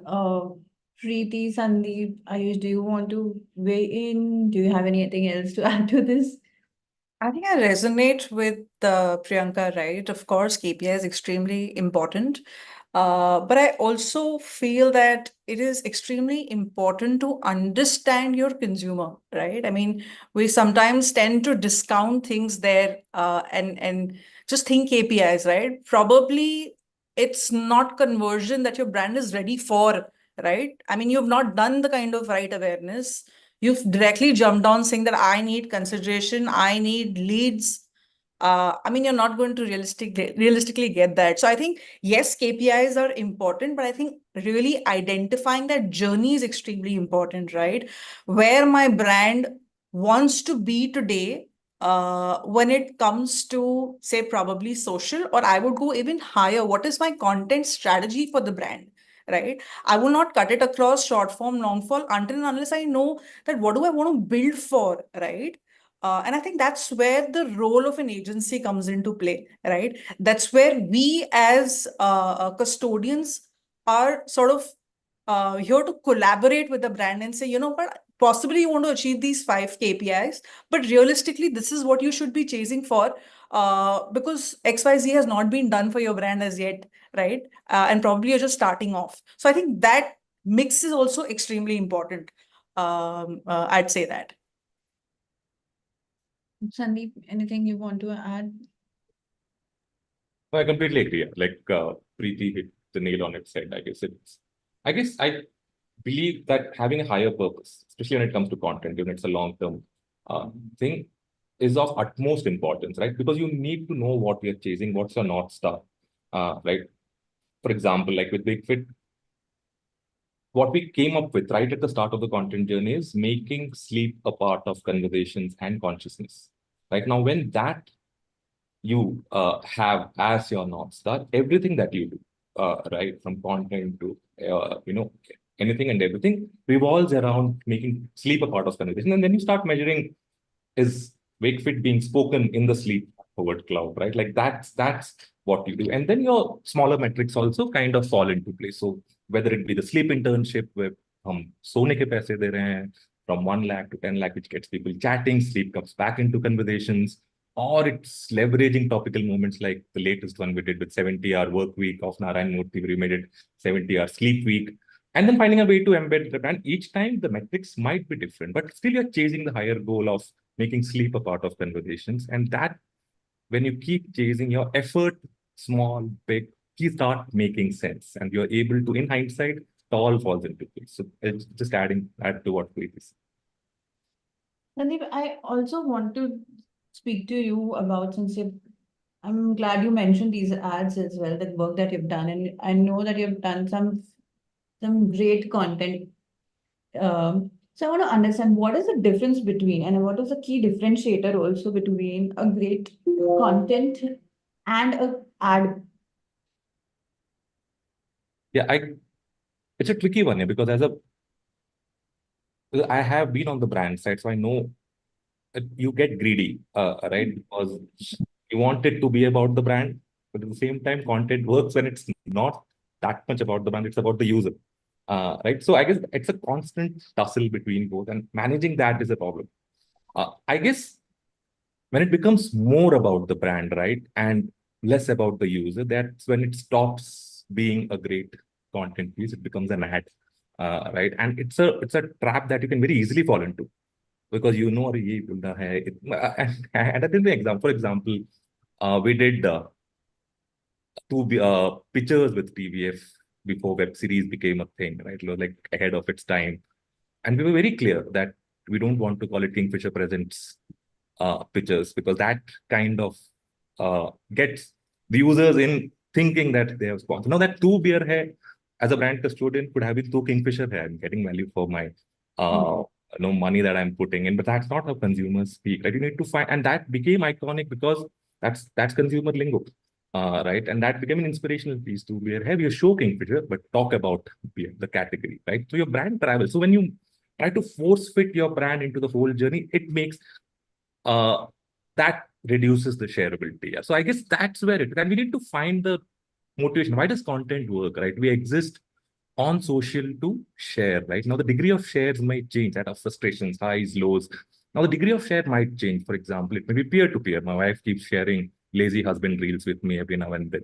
Now, but that's still a share, right? Now it ends at me. And then there are pieces which you share, like Kal Raat have been sharing all content that I can get from the match yesterday, right? Rohit Sharma ne bhi itna share nahi kiya hoga, jitna main kar chuka hu Kal Raat, right? But again, it's what you exist for. So when you're trying to leverage the power of content, right, you need to find what is that trigger that gets you to share. And when you find that, that helps, right? And I'll give you multiple examples. Like we did dry promotion with Atom Cup, and dry promotion was a trending term 1.5 months back, right? A lot of people were getting that in their appraisal. We found a way. That was the frustration. So we created a rant on it where this guy's talking about it. And we found a way. There was only one line of the brand where he says, मेरी इतनी salary भी नहीं बढ़ी जितना ये मेरा fan बिजली का बिल बचाता है साल भर. Now that is the context is very relevant to what he's talking about. So I guess that's it. You leave it at that. Same with 70-hour work week or half day. Half day, when I was writing, I knew in my bones that it will go viral because I've faced it across companies that I have worked. 6 baje nikal rahe ho, half day comment aayega hi. And I wrote it when someone commented in office half day. I went home that night, wrote it down, found a way to integrate the brand. But that resonated because you want to share it. It's something that I would never reply back to my colleague with. But main hi bol raha hai, ye bol raha hai, and I resonate with it. That's the trigger to share, right? So, and that's what makes it a great content piece. So focus on the user's motivations, frustrations, highs, lows. Degree of share might be different, but when you focus on that, which when it's more about the user than the brand, that's when it becomes a great content piece and not an ad. And it's easy to fall into the trap of because you want more of them. I mean, less is more. Very well said, Sandeep. Taking that conversation ahead, I want to ask Ayush that so you have worked with a lot of creators and you manage a lot of them, and you have side by side worked with a lot of brands as well. So what is that one thing? And because I know that creators are someone who have almost cracked the balance of creating a ad, but that does not look like an ad for the brand. And I want to understand that what are those key things that brands can learn from creators so that their content also work on social media and it does not look like an ad. Got it. I think number one is that a lot of brands are right now, there's a famous saying that creators are trying to become brands and brands are trying to become creators. But with brands trying to become creators, they try to copy the creator and integrate their brand way too much than just creating content for the sake of creating. And I think that's just what Sandeep sir also mentioned, which I really liked. The greedy part which you mentioned, and I think that's the wrong part which brands are doing. कि आप content बना रहे हो तो as a creator सोच के बनाओ, user के लिए बनाओ. ये मत सोचो कि हर content piece बनाने के बाद मुझे अपना brand भी थोड़ा सा डाल देता हूँ. And I see a lot of brands which I work with. I see their social media, they are not getting any views, and they tell me, we are making content like this creator, but you're not getting views. And I see common thing is that they ghusao their brand or like a specific feature ki, you'll get this with our product or if you download our app. And I'm like, that's where the shareability goes down to zero. I might have liked the content or the context, but because there's like a particular brand integrated into it or a feature integrated, I'm turned off, right? So I think that's one thing. And I think you mentioned creators, and I think creators do three things really well. And as you mentioned, having worked with so many creators, one example which is going in my mind, but I'll tell in 3 points. First, I think is the adapting to the content ecosystem around you. Sandeep sir also mentioned the Rohit Sharma thing, right? Like I agree. Like I've shared so many reels and stories myself, and there's so many brands who are taking advantage of it, right? Like Zomato, I remember Zomato posting a lot about as usual on Twitter about it. But if you look at this creator called Praful MBA Chaiwala, he just turned it around. Like he's called Panati since I don't know, since couple of years now, and suddenly his content had thought the right way, and he's like, okay, let me switch this. And since the semi-final, he's been calling himself a South African team member, and he's all over the internet. Suddenly his engagement is increased, I don't know, by 200-300%. Now for a brand to do anything like that, he has to take approvals from like CMO and marketing head and bunch of things. So if you cannot do that, you're not really thinking like a creator. You're always thinking about your like brand. You're not thinking about the user, right? So that's one thing where I think creators are far ahead with respect to content creation, just because of the sheer flexibility. Second thing is listening to the audience, like create content for your audience. Another creator example that I'll give so that a brand can copy it is Raj. Raj Shamani is also a creator, he's a podcaster, and he's known for Founder podcast. But you go to his podcast and do last 6 months, there's full of health podcasts. He's talking about how having ghee can save you from heart attack and all that kind of stuff. Because he adapted his content to what the user wants. Now he realized, okay, founder content is now saturating. A lot of other people are coming in. I see some kind of traction in the health podcast. Let me go into that. And even before that, he went to the music podcast. He got Chainsmoker, he got The King, yada yada yada. So he was very fast and quick to adapt to what the user is looking for. And this is a segue to the third point, which a creator or a brand should do, is evolving your content into the next level continuously. Another creator example here that I'll give is of Sharan, Finance Sharan, right? 2-3 years ago, he popped on Reels. He was all over the place because of his skits where, two people talking about personal finance, insurance and all that. Then suddenly his reach started reducing. So he moved on to something else. He moved on to YouTube. He started creating long form content there. And today, and this is something which a lot of people don't realize, even within long form content, there's so many different type of IPs that someone can create, which will differentiate you as a long form creator. He has a how to get rich IP. He has a I am going to a millionaire's house IP. He's literally showing houses of people like an architecture. And all of this content pillars have different target audience, different TAM.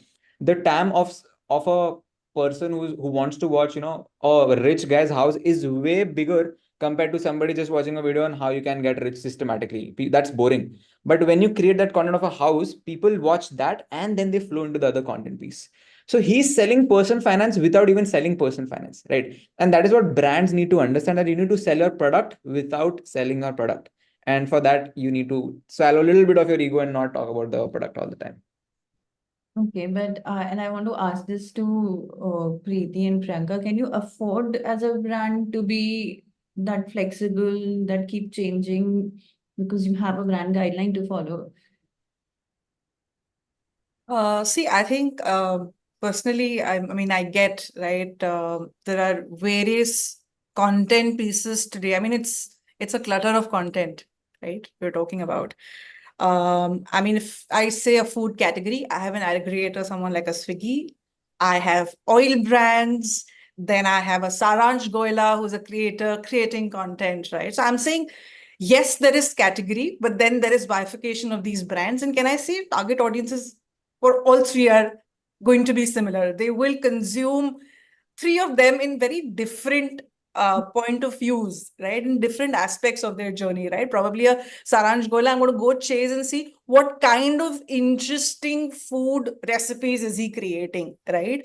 As a brand, I would be more interested in showing that how my food brand can be used in form of application, right? So probably how to's is where I'm interested in, right? Swiggy would be interested in कि मैं यार कैसे मेरे सारे brands बेचो. So he's going a top-notch higher and saying that I will go catch on to trends. So I think everyone is doing an intelligent job to sort of find their fitment. But the bigger point that I'd like to convey is that there is a lens of collaboration that we can see here, right? When we're talking about probably brands, right? So say, for example, an oil brand, right? Like someone like a Dalda would probably is already doing a Sanjeev Kapoor, but new age people, metro people, probably is doing it through Saransh Gola because you're talking recipe, right? But application has to be that Dalda, right? Has to be probably a Hudson oil, for example. So I think it's extremely important today for brands to realize it's just not them who's creating content, right? So probably application content, how to content you can go out and create, right? But probably you need to collaborate with the right set of influencers to tap into probably their audiences, right? You're getting a new audience altogether that you're sort of tapping into. So I think it's really important to realize that yes, creation of content is important, but collaboration is equally important. We're opening up a forum where today brands and brands are collaborating, right? Probably for a new audience acquisition, right? Brand and customers are collaborating to share their experiences. So I'm saying let's not always be conventional about what ABC works, right? Possibly there are newer things, and with age, things are adapting. Can we as brands experiment? Yes, 80%, keep what's working for you, right? Keep a methodology in place, right? Okay, this is tried and tested. But 20%, can I also put experimentation, right? Can I also say that I haven't as a brand ever experimented entertainment content? Can I do it? Can I sort of, if Amul can talk about cricket, right? Can a probably new age food brand also try cricket? I mean, it has no resonance, but somewhere you start, right? So I'm saying a bit of this in terms of content strategy, I think will help marketers to go a step ahead rather than just thinking very laterally sometimes. Priyanka, you have anything to add to this? I do. I love how, Mrinal, you asked with trepidation that can brands afford to have that much of time, because I think you kind of nailed that, right? And building off of what Preeti said, genuinely, I think brands, and me being one of the representatives, need to build patience for that kind of content, the kind of great content that we want to make to mature. All of us here are artists because we want to get our brands to create great content, right? All of us are passionate about the brands which are on our roster or the brands that we work for, and we want to see something go viral. That requires patience. That requires a lot of convincing a lot of people higher in the rungs to explain and understand that, hey, this kind of content is going to work and I believe in this kind of content. But you have to keep on believing for 6 months, 1 year, and wait for it to deliver results, because content marketing is always a slow burn, and more often than not it's a burn that you cannot track. You cannot directly ever tell someone that, hey, I made this long form content or this short form content and I got you this much number of sales, views, engagement, etc., etc. That being said, building off of what Preeti was saying, that can you tie up with the correct influencers? I think that is a great way to sort of connect the content piece along with the brand piece. But that being said, it has to be made in such a way that you make it native to the influencer's content style and not impose your brand style on the influencer's content. That is extremely important, because otherwise you sort of just end up using their Instagram feed as a billboard, and you don't want that either. You want their followers to resonate with the content that they are creating, and maybe your brand is present somewhere. That being said, I think it sort of boils down to patience at the end, because if you don't have that, you will try one long form content, you will see some KPIs, you'll be like, no, this is not working for me, I don't think it bilkul hi kaam kar raha hai, let's not do this again, let's put money in digital ads. And that also could happen sometimes. So I think the bottom line still remains patience. Just to add to what you said, Priyanka, right? I really feel that yes, brands do lose patience sometimes. The reason you have spent time in strategy, probably 15 days or a month, to crack a brand strategy or a content strategy, it is for long term, right? You've thought it through for a year. Now, at month one, you're saying just because an XYZ thing didn't work for me, I do not want to experiment it for a year-long period. I mean, that's sometimes very unfair on, probably someone who's thought it through when they've created content, but probably, the audience is not right, the day is not right, right? Your media campaign has not fired on the right time, right? So I think we don't tend to give the time that a content piece might need to really churn and create impact. So I think that's also extremely important. And when I'm talking about, say, the HDFC Vigilante, who won at Cannes Silver, it's 3 years work of vigilante in making, right? I mean, you have the brand HDFC has invested in vigilante for the last 3 years, is why you see success happening. So I'm saying this fast-paced success and virality and all of that, I think these are gimmicks sometimes. You really need to understand where your brand is today and where it is going to go in the next 1 year. You need to sort of have that belief in people, your team who are creating that content for you, right? So I think, yes, patience is extremely key for marketers, I feel. And I Very guess well. performance marketing also plays its fair share in getting people, like, because they are so, it gives you instant results. And that's also video, isn't it? And anything video sometimes falls into content, kare wo bhi hai. So, and gives you results. In content, you don't have the patience, right? Because there you see instant results. That also leads to a lot of, lack of patience at times in the brands. No, very well said. And this sets the context for my next question is that because a lot of time what happen is when a brand puts a thought into a campaign and everything and they build on it, they have so much money and everything involved in it. And while that does not give that much result or perform on social media rather than a trending post or a trending tweet or even just a random commentary also works in brand's favor. So what do you think is the right mix for a brand to or a right way for a brand to approach this? Anyone, Sandeep, Ayush? I'm not very clear with the question. I mean, can you? I'm saying this a lot of times what happen is like you were mentioning that there are campaigns that happen and vigilante also happened after 3 years of proper investment into it. But vigilante might not have got that success on the day one or the first time when you launched it. And meanwhile, on HDFC Bank's quirky, trendy post must have got more eyeballs and more what works and more trending things. So what exactly is a brand's should be a brand's approach in making that correct mix for it so that okay, there should be a well thought, well produced campaign that talks about the I agenda think brand. content strategy in itself is a science, right? It's just not arts, right? Sometimes it's really important to sort of break it up in a way that so vigilante was one such initiative, right? Probably when it started 3 years ago, it was that 20% of innovation, experimentation that probably the brand must be thinking of, right? But then you have that 80% of tried and tested things that you're doing for the brand. So I'm not saying do not do what you've learned and do not do what really works well for you, right? So that's where your always on comes in place, right? So if it is a festive time, the brand is talking to you during that time if it is relevant to them, right? There is educational content that you're creating. There is probably today we talk about brand purpose, right? I mean, that's time and again being spoken about. If social cause, like say, for example, voting, right? The right kind of initiatives, right? I mean, Jagore was one campaign today. Even in my sleep, if you ask me, I can sort of tell you, yeah, Tata did a great job. So I'm saying these are all great recall values that you create. And there's never going to be that one thing that's going to make the brand shine, right? It is a consistent effort by the brand to sort of be present through content.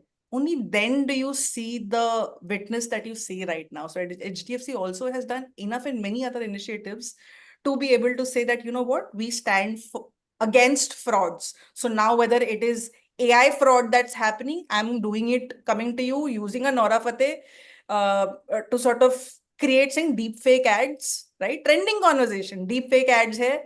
So how does a bank sort of help you out? Here are 5 tips. I mean, there's nothing to do with product there, right? But the fact that the brand has a certain purpose that it is looking forward and creating that kind of content. Of course, yes, to also do transactions, so they will do performance ad. They also want to sort of engage on probably festive and promote certain promotions. They're also doing that, right? So it's a 360-degree angle of content that you're looking at and not just ads, I would say.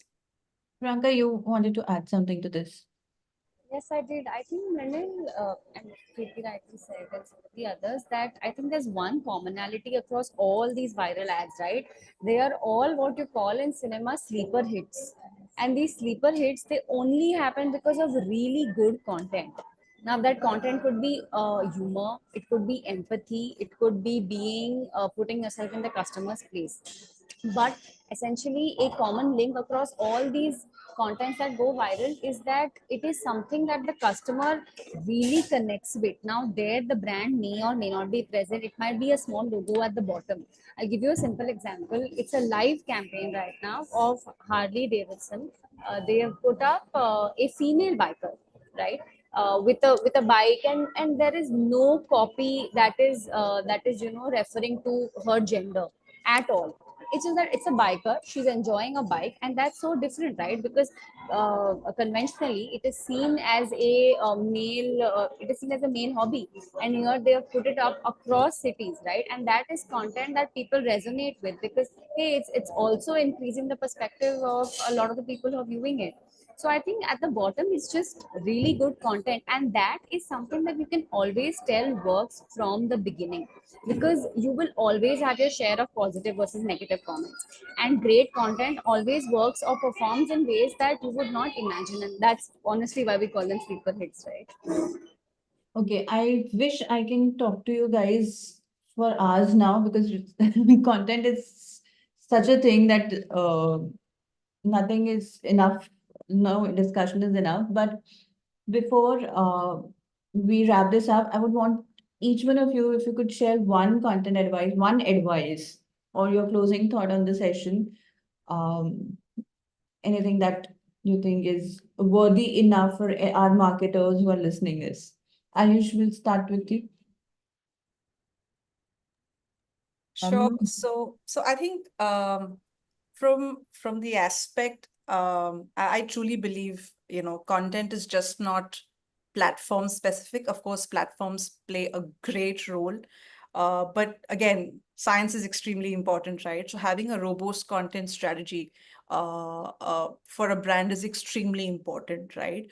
How do you then possibly flow into the right kind of platform, the right kind of language, the interests, the needs of your audiences? All of this gets fueled into your content strategy. So if you ask me a hub, I would say start with content strategy and get that right, chase it right, with the right kind of creative, with the right kind of metrics. So that would be my submission on the topic. Sandeep, Ayush, Priyanka. Yeah, it starts with the content strategy, right? Like you have to have that in place. Once that is done, have that higher purpose, just jot that down. That's the North Star that you are chasing. And once that is there, consistency. There's no, you have to be consistent, right? And be at it, right? You never know which one, like Priyanka said, sleeper hits, right? But I guess over time, you will start realizing that the frequency of those sleeper hits are much more, because then people are used to receiving that kind of content. That's where consistency, which only in hindsight you can see, but you have to reach there to have the benefit of hindsight. And that journey is where a lot of people drop off. And it's that you have to stay on. Yeah, these three would be what I would be. Yeah, I think again, I will just reiterate what I earlier said. As a creator, I think I love listening to what my audience is telling me and creating accordingly. And I've usually seen that when one kind of reel works or one kind of topic works, if I create more content around that, it works. So adding to the layer that Sandeep and Preeti just mentioned, I think if you can make the content strategy and keep what are the users' interest in mind, independent of your product, and create content around that as a normal creator would, I think you will gain a lot of traction on your page. And as a byproduct, your branding will increase, people will notice your brand and later buy the product also if they need it. So yeah. Okay. Priyanka, what would be your closing thoughts? Mine is super simple. It would be to advise the brands not to tell their agencies कि logo थोड़ा और बड़ा कर दो. I'm pretty sure a lot of agencies listening to this will be happy that there's a brand person coming and saying logo पे नहीं खेलना है. I would ask Priyanka, does she have an agency? If she doesn't, then she should be looking at us. But it's so sad because I have said that to my थोड़ा सा लोगों please थोड़ा सा और बड़ा कर दो contrast बड़ा कर दो थोड़ा सा. So that's one advice I would like to give and maybe also try and use myself. I'm so glad it's coming from a brand side. I'm so glad it's coming from a marketer. I mean, we need to be in that space for sure. Great. Thank you so much for being here. Thank you so much for sharing your thoughts. I would request there are a couple of questions that are there in chat and Q&A, and I don't have time to take them up. But if you have time, I request you to stick around for a minute and two and try if you can answer them in comments. Thank you. Thank you so much. Thank you so much, guys. Have a nice time.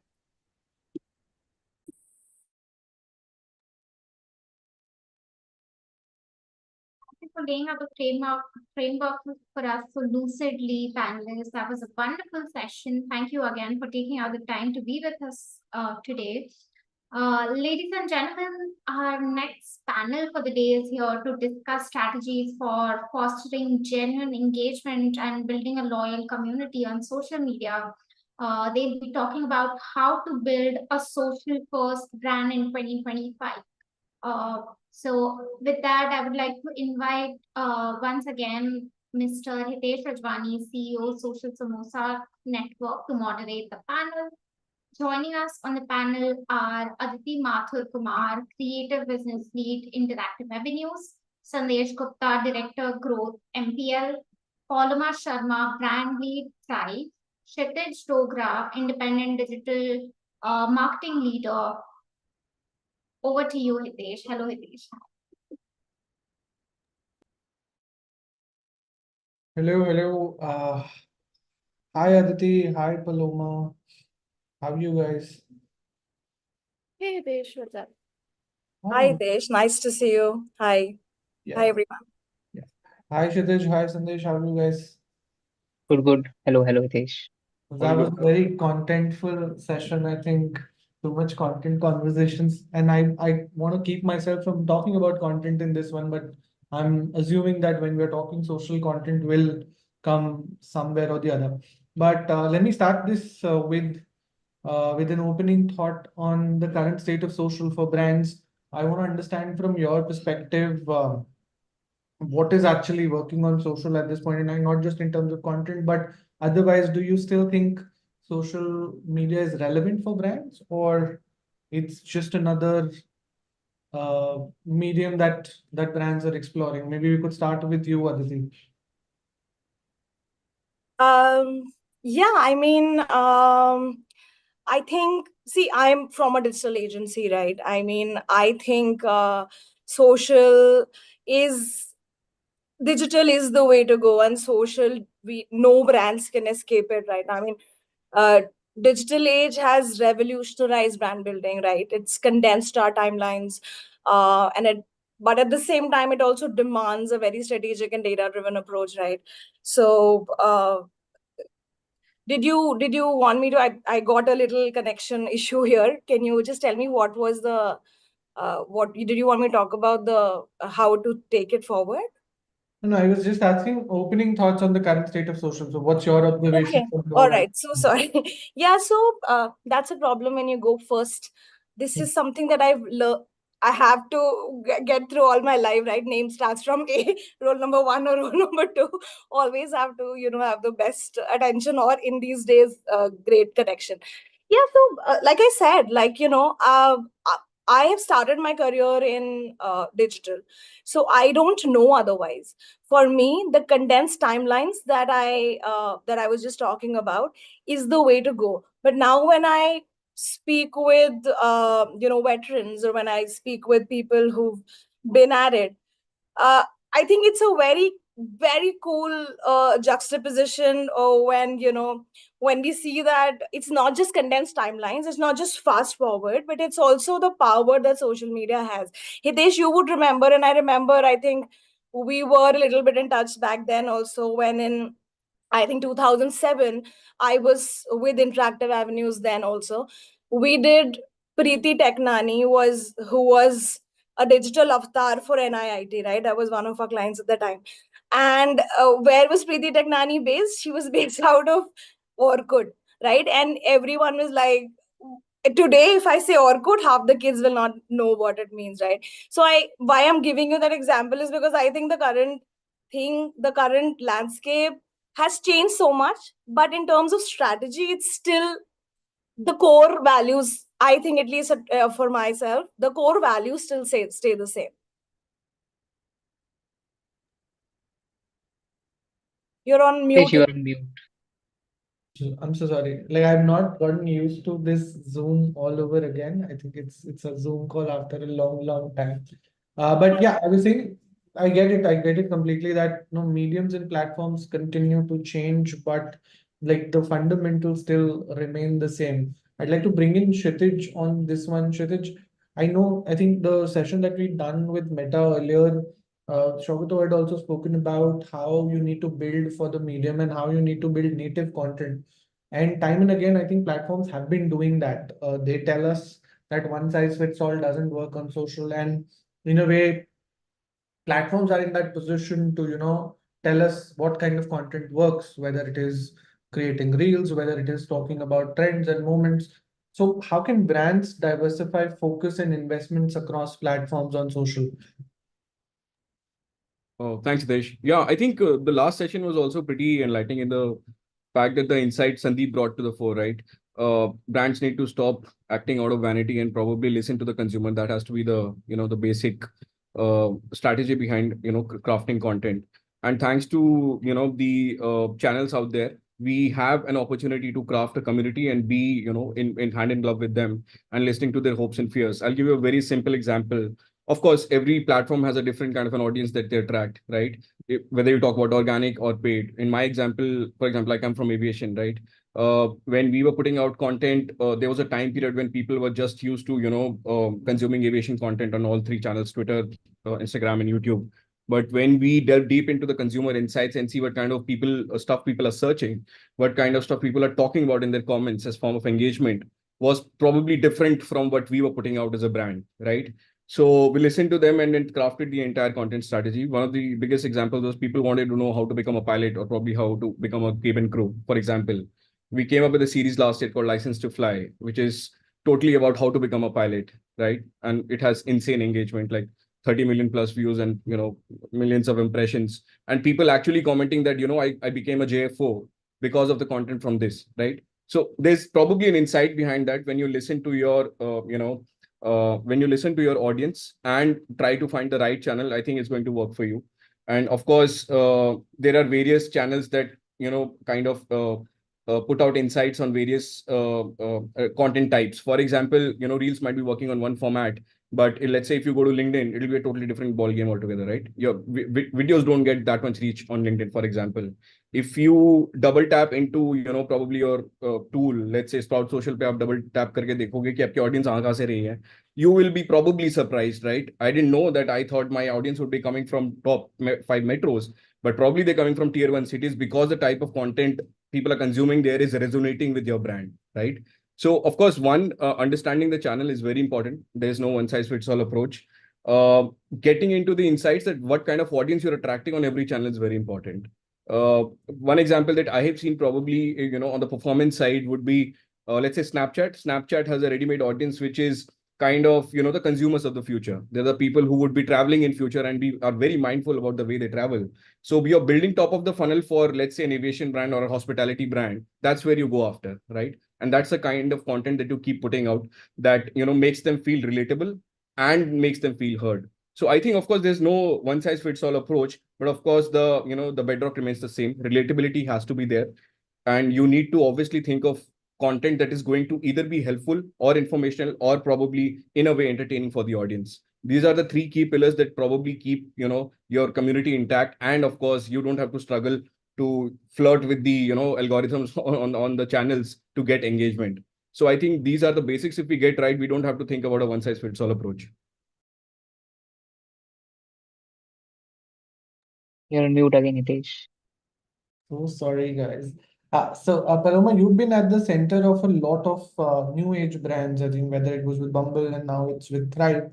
And I've noticed that, like, not just new age brands, but in general, I've seen brands have certain commonalities. Like, they all, like, today, these new age brands want to have a raw and unhinged personality, and they want to be very fluid in communication. They want to be like a person, which and then like say if so many brands are doing the same thing, this kind of defies the purpose of building a brand, right? I mean, building a distinct brand. Like say today, if I have to differentiate, like if I put together tweets from 5 different brands on World Cup last night, and I remove their logos and I just look at the tweets, I can't differentiate this tweet is coming from which brand.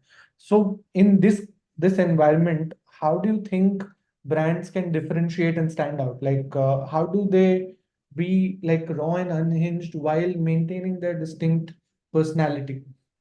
Correct. So yes, in today's social first era, brands are going raw and unhinged, with more fluid communication styles as opposed to the very strict brand books that we used to have when social was still in its nascent stages.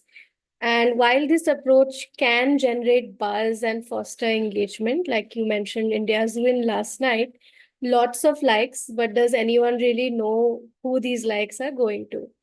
That's a very short-term view. In the long term, this behavior can sometimes blur the lines of brand identity over a longer period of time. Now, it's important to remember that raw does not always mean authentic. So, to truly differentiate and stand out, brands have to strike a balance between authenticity and strategic consistency. Let me break this down into 4 quick steps on how brands can differentiate themselves in a crowded social landscape, especially in a very competitive D2C marketplace today. Step one, I think just define your core identity. Start with a very clear understanding of what your brand's core values, mission, and vision are.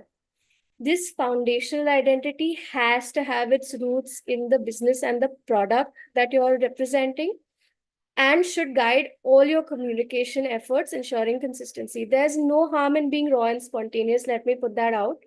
Follow the trends that make sense to you. Do your moment marketing in your social media interactions, as long as you're able to tie back to who you are at the core.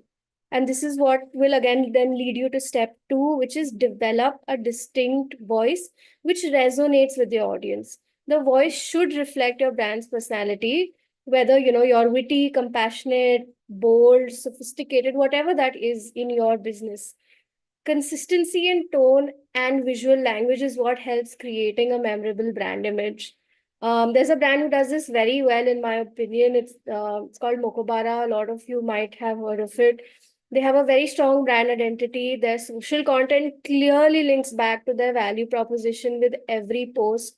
Even the partnerships that they've done, whether it's last year's partnership with Indigo in November 2023 or the recent one that they had with Crew, it's all going back to that very aspirational Gen Z travel that they have. Sorry, let me come back to our steps. Step 3 is storytelling, yes, but with substance. People are not online to buy things. Like we just discussed in our first session today, discovery is the other way around now, right? So we have to get it clear that no matter how good our product is or how hot the sale that we are promoting right now is, nobody is waking up and saying, "Chalo, aaj main dekhta hu Instagram pe kya kharidna hai." So brands have to meet people where they are. You have to be their internet bestie. You have to care about the things that they care about. You have to go beyond that surface level of engagement and really weave a compelling story to highlight your brand's journey, highlight your values, highlight your impact. You would see a lot of new D2C brands, like, for example, Moxie, who are bringing in their founders into their reels and just crafting very heart-to-heart conversations, saying, "Hey, I've started this brand. This is what I can offer you." And that's working. And there are so many other tactics to do this. This is not like, distinction comes when you can humanize your brand, be raw, be human, be compassionate to form that deeper connection with your audience. And fourth and finally, which I have to say, shout out to social media. You guys have done this since day one, is building your community. So you have to you have to get a sense of community around your brand. Engage your audience actively, respond to their feedback, even if it's negative feedback. Do not ever delete a comment under a post. Figure out a way to respond to it. Involve the person in your brand's journey. A loyal community is not only going to amplify your brand message, but in the long term, it will also act as the most powerful moat to protect your differentiated brand proposition in this social first era. And there's a small brand that I love who's doing this, very young brand called Spirit Animal. They have 30,000 followers. They're in a very niche category, plus size active wear for women. But their 30,000 followers are very engaged 30,000 followers. They have a consistent TOV, and every post coming from them is a value add. So if you look at the numbers that they have versus the TAM that they have, this is a great balance. All in all, these 4 steps, you can create a brand that not only captures attention today, but also builds lasting relationships with new and potential customers for your business. That's really well put, Paloma. I think that's a framework that a lot of audiences can carry or can take as a takeaway from here. I'd like to bring in Sandesh on this conversation. Sandesh, because you're coming from a growth background, and I think growth as a function has a larger view of things rather than just sticking to social. So in today's day and age, Sandesh, should two parts to this question actually. One that is like investment in social or influencers is questioned every time from a point of scale, from a point of proof as well. And at the same time, what I've seen is that at this point in time, a lot of brands think of social to be a very low-hanging thing. They think that social is like organic social is almost dead for a lot of brands, and while paid social is not as scalable as it should be. So my question to you is, can social drive brand and performance objectives of brands at scale? And in the near future, do you see social rising up the value chain, or it will continue to diminish for brands? Sure, I think it's a great question. I think I'd love to share my views on this, Desh. See, primarily from where I'm coming, right? I've seen a great evolution in social itself, right? It has started from that, okay, I just need likes, I just need, comment, on the post and all that thing. Like the brand was very much furious about that. And no one has thought of that, how you can start your social media campaign primarily for, performance part, right? It was very much bifurcated that yes, if you do performance, there is a playbook, you have to follow that. You have to do social, there's a playbook, you have to follow that. But I think in recent time, it has all changed. And I think it's more about customer, right? It's more about where you're finding the right set of users and what exactly the users are looking for you, right? Like as a brand, now there is no, like even like from the growth function that I'm coming from, right? For me, I think it's more important that, okay, where exactly my users are, right? And now it is irrespective, right? I don't care about that. I have to just focus on Google to make my ROI work, right? Because it's not like that. And I think very simple example I can provide from the industry that I am coming from, which is gaming, right? And again, the real money gaming, right? So here, when it involves money, I think two things becomes very important, right? One is trust. Second is, I think both are related again, trust and fraud, right? That if I'm putting money, right, can I get it back, right? Because if I'm playing, right, obviously it is going in some place. Can I get it back once I'm let's say winning something? And second is, what about fraud, right? Now you have to balance these two things, which is very important because you do whatever kind of marketing you have to do, right? But until unless you're not bringing these two pillars, right, which is your trust and fraud, which is very key for your segment, right? You never going to have the right set of outcome that you're looking from your performance campaign. Now, just by putting a static ad, or right, just by putting a ad copy saying that I am let's say come and play and win all those things, very difficult to create these two things, right? And hence the role of social, the role of video, the role of influencers come in picture, right? Where I think you take that that influencer people and all those social pillars, right, as a part of your performance campaign, and try to build a holistic 360-degree campaign, which obviously, like I think Shitiz, Paloma, Aditi both have mentioned that social cannot give you the direct ROI, right? But again, it can definitely help you in driving the ROI that you're looking from your performance campaign, right? Because ultimately, if you're not talking about all such things, if you're not taking help of all the influencers are there, and because I think this is changing, right? Primarily in gaming, I think this is very important, right? When someone just start talking about, let's say, how they have done it, how they have created, wealth, or maybe like how they have just won few games and, that has helped them out in anything, right? That just creates some kind of a instinct, and, user might go out and just try to play, right? And and let's say if 100 people are talking about it, definitely then the trust and the fraud piece that I just talked about always have that, first thing in the user's mind कि yes, यहाँ पर काफी लोगों ने बोला है, काफी लोग खेले हैं, right? So I should just go and try it out, right? मतलब इतना तो गलत नहीं होगा, right? Otherwise, see simple, अगर 100 लोग बोल रहे होंगे and जो लोग खेल रहे हैं, right? आपको comments में दिख जाएगा कि नहीं भाई सब fake है, सब fraud है, right? So वो I think there is a very close correlation, I would say, that the content generally helps, right? Influencer marketing generally helps, and again it depends upon the industry you are. But again, I'm seeing that it's also not like that people are not doing in any industry. The scale might be different for different industry, but I think very much needed the influencer push. You won't believe me, like even international, like I take care of US market, right? Internationally also, like this is proven, and I think वहां पर तो बहुत time से पहले से चली रहा है ये चीज. Plus my performance campaigns, right, that I generally run on, let's say, any channels like programmatic and all, which are more influenced towards video. I don't run any kind of a gameplay video and all that thing, right? The content that works over there is also influencer kind of a content, right? So I think this is how I can sum up that. A short answer is yes. If you are asking me that, is it scalable? Yes, very much scalable, right? Because I think this is the new era of social marketing, I would say, where a lot of influencer kind of people are coming, and I think anyone can become influencer. Like I can become, you can become, and it's not like that it is restricted by anything, right?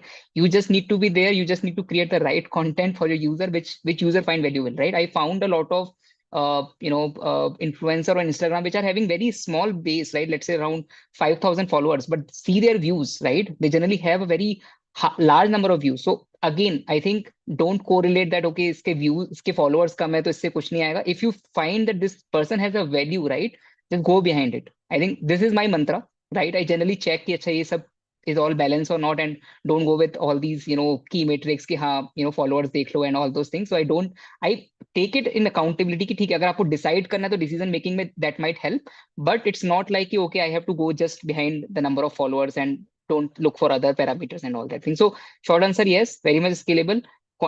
Content marketing, I think, is playing a bigger role right now in terms of social media content, and anyone can become influencer, I think, and hence you can understand the TAM then. So I think मतलब scalability का कोई challenge ही नहीं है in my understanding basically.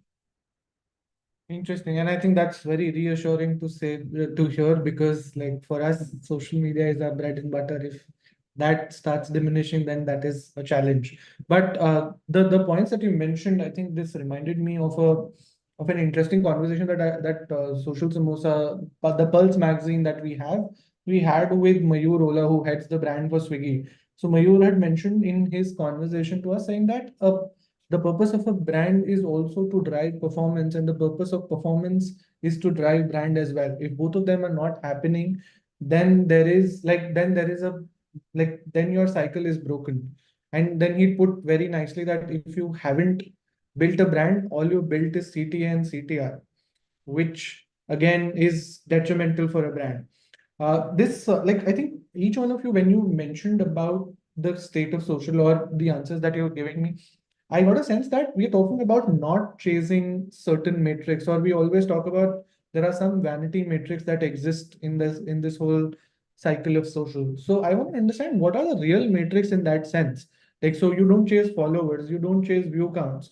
Engagement, I get, is a currency that each one of us is chasing. But apart from engagement, what are some of the metrics that we should be measuring or chasing? And what's that one North Star metric brands should be chasing at this point in time? Maybe we could start with Shitiz, then Aditi and Paloma, Sandesh, you guys can chime in. Very good question, Hitesh. I think probably you could say that, it varies from brand to brand, but at the heart of it, ultimate aim is that you're building a consideration funnel for your brand, right? The kind of audience that you're trying to attract on your social has to someday tie to your top of the funnel in some shape or form, right? How you're trying to make that happen, it can vary. I'll give a very small example, rightly, as Sandesh pointed out. Of course, there are a few creators and influencers who probably are by the industry side, pretty minuscule, but their engagement is phenomenal. But they're bringing amazing ROI. Last year, we had started a campaign called No Filter in association with Nat Geo. It was for a photography community, and we had kind of a live web series posted on Hotstar. The season 2 kicked off this year. And when we were finalizing the kind of people we want to bring into the fold as part of the community, which will nurture our future and ultimately would become probably brand evangelists or, so to speak, potential customers, were attracted by one single creator that we had. He was a photographer, had a very small following, under of 100K, but that single person had an engagement rate of 30%. So when we saw the stats, we were like, this is a case study. Like, where do you get 30% engagement rate? Is it even real? Right? But then that was validated when we started running contests and saw that this creator alone raked in 800 entries. It is unheard of, saying that, a creator bringing to the fold these many, real people participating in it and interacting with your brand. So of course, you might have different KPIs at different point of time, depending how mature your brand is. For example, we are trying to bring social as part of, an active traffic, driving channel. A lot of brands are trying to do that. Video commerce is a big example for that. And I think it depends where exactly in the maturity curve your brand is.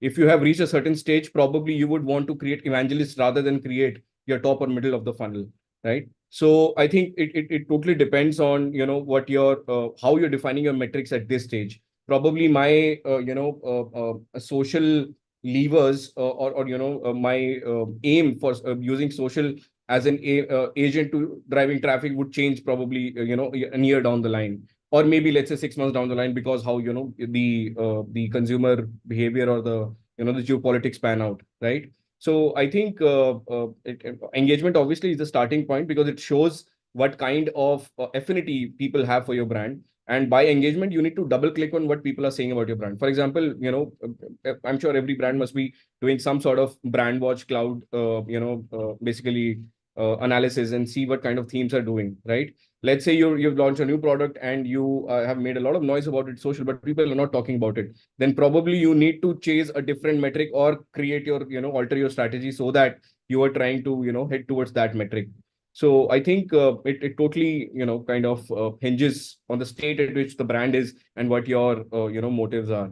But I think social has a, massive potential to, create a kind of a layer of people who would be your future evangelists, or probably your, potential customers.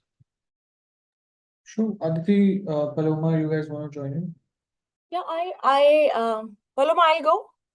Please go for it. Thank you. So I agree with, and I get where Shitiz is coming from. And I kind of, first see engagement and engagement rate is always there, right? But like he said, it also depends on category and brands and what do they. So basically, it all comes back to how have you strategized your brand, right? And where does social fall in your overall brand strategy? Like, what do you think social will drive for you? So this is something whenever we take on a new client, or when there's a pitch, we always ask and we try to, really distill it down to the very core of it. Like, what do you think social is going to give your brand, right? What do you want from social? If it's everything, it's a problem for the agency, right? मेरे को reach भी दे दो, engagement भी दे दो, ROAS भी वो कर दो, and voice of sentiment analysis भी उसी से कर लो, और सब.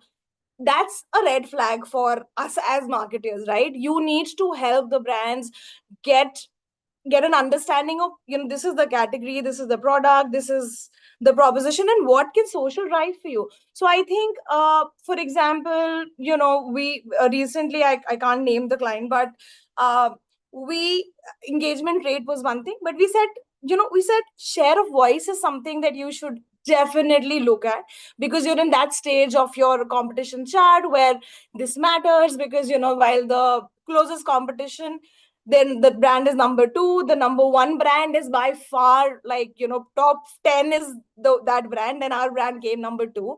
So what do you do then? So I think and then there are other so say maybe for an FMCG brand that we handle, we say that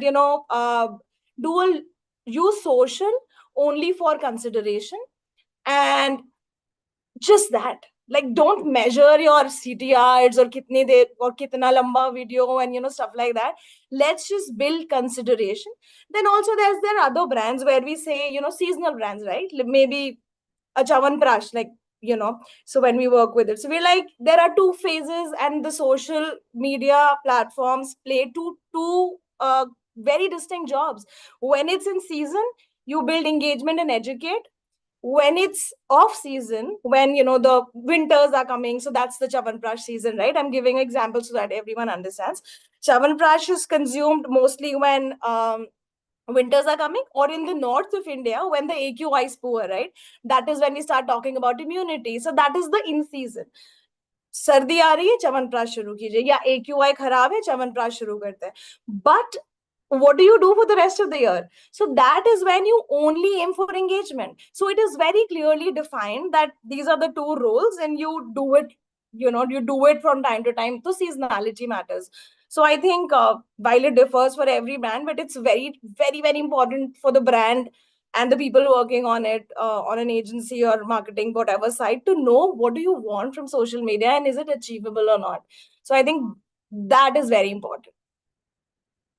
Right. So I get engagement, I get share of voice, I get objectives that you actually want from social. Paloma, what do you have to add to this?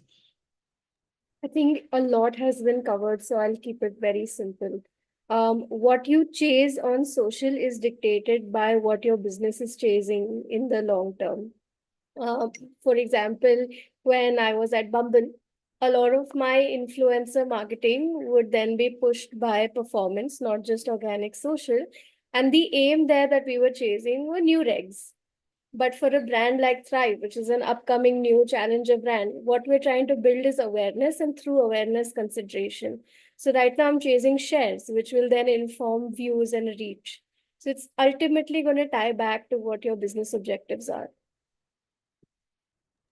Very think nice. one simple thing I can just add, and that I've seen or generally follow even for the social or the branding generally we do, how much brand searches are going up. I think everyone has covered a lot of things, but I think एक summarize अगर करना है, I think Hitesh and I think other panelists will also agree that आप सिर्फ एक brand search को major करते जाओ. आई थिंक वो एक अच्छा मेट्रिक होता है टू अंडरस्टैंड कि आपका कंटेंट काम कर रहा है कि नहीं कर रहा. Like you can understand, and I am not saying कि आप सिर्फ you can do it only on Google. I think a lot of now sale is happening on e-commerce platforms. So I think start tracking across, right, and see, you have done something, you have pushed something, whether it has helped, not helped, it is consistent, it is growing. I think a very good metric. I think everyone will understand it very easily because it is number, right? And I think very easy for, to get buy-in, let's say if you have to do something in future, because that will show you, right? Because if your brand searches are increasing, I think all the things what we're talking about is ultimately, relating to that particular one important term, because from there, your bottom of the funnel things will start, right? Your sales will start coming, because that is what you need, right? That people should talk about your brand, either through word of mouth, either through recall, either through awareness. So just start tracking that metric. I think that fundamentally helps in terms of just tracking and understanding whether things are working for you as a brand or not.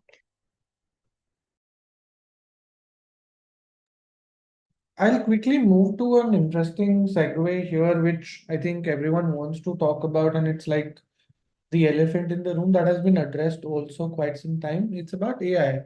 So, like my understanding is that like how social media was a watershed kind of a development, AI is far more bigger than that, and like it's like a leveler of sorts. Like it democratizes opportunities. I think in Cannes also the conversation was around that I want AI to do my laundry and dishes so that I could focus on the creative or the art stuff. And even the last, I think, 18 months of news cycle around AI is more around, I think, hyper personalization at scale, or reducing effort spent on processes which are very redundant and which are very manual in nature. So how do you see AI impacting brand building? And when I say impacting brand building, I'm not just talking about like the creative side of it, where like you have access to chat GPTs of the world, or you have access to mid journeys of the world. But more than that, do you see a bigger impact of AI in the way we build brands, in the way we market brands?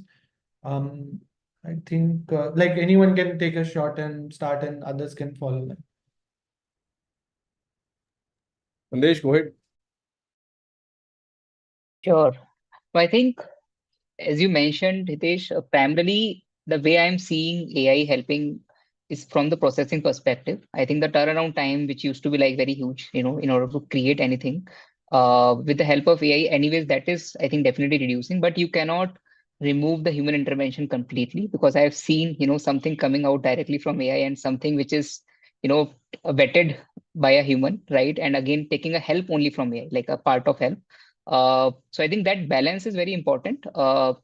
As of now, I think a lot can be done with the AI, right? Any video you can create, you don't need, because even I think we are doing it, and I think previously you need a lot of things, like you need a production house, you need all those things, right?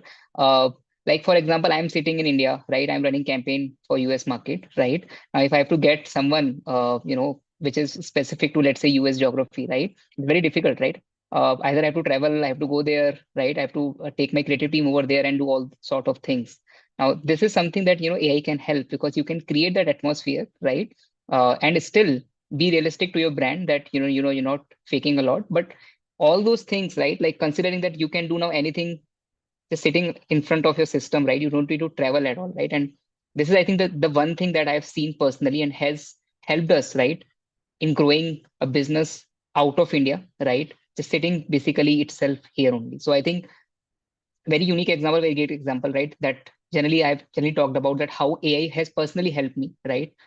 In building any brand, right? So this is, I think, one unique thing that I've personally seen, that for getting any video previously, I have to, go back a lot of agencies and all those things, like just give me this shot, it's just, I need some, because obviously there is ethnicity and all those things also comes in play, right? You look, you check about your user, first party data, and, for what users are playing. Then you have to look for that specific, audience set, that can I go and, record that and shoot that, right? Very difficult, right? So yeah, I think short answer is that personally, this is how it has helped us. I think future is bright. Again, I'm exploring what else, when we all are exploring that, what else it will going to bring us. But I think you have to have a balance. It should not be like that it is completely driven by AI. But if it is a balance between both, AI can do a lot of magic. I just want to point out the cyclic nature of this conversation that we're having, Hitesh.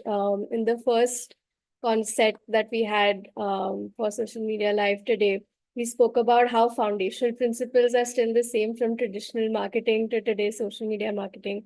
If you remember, there was the era of SEO when all of us got really, worried. Now we have to write for Google. No, we're still writing for a human. We're still marketing to a human.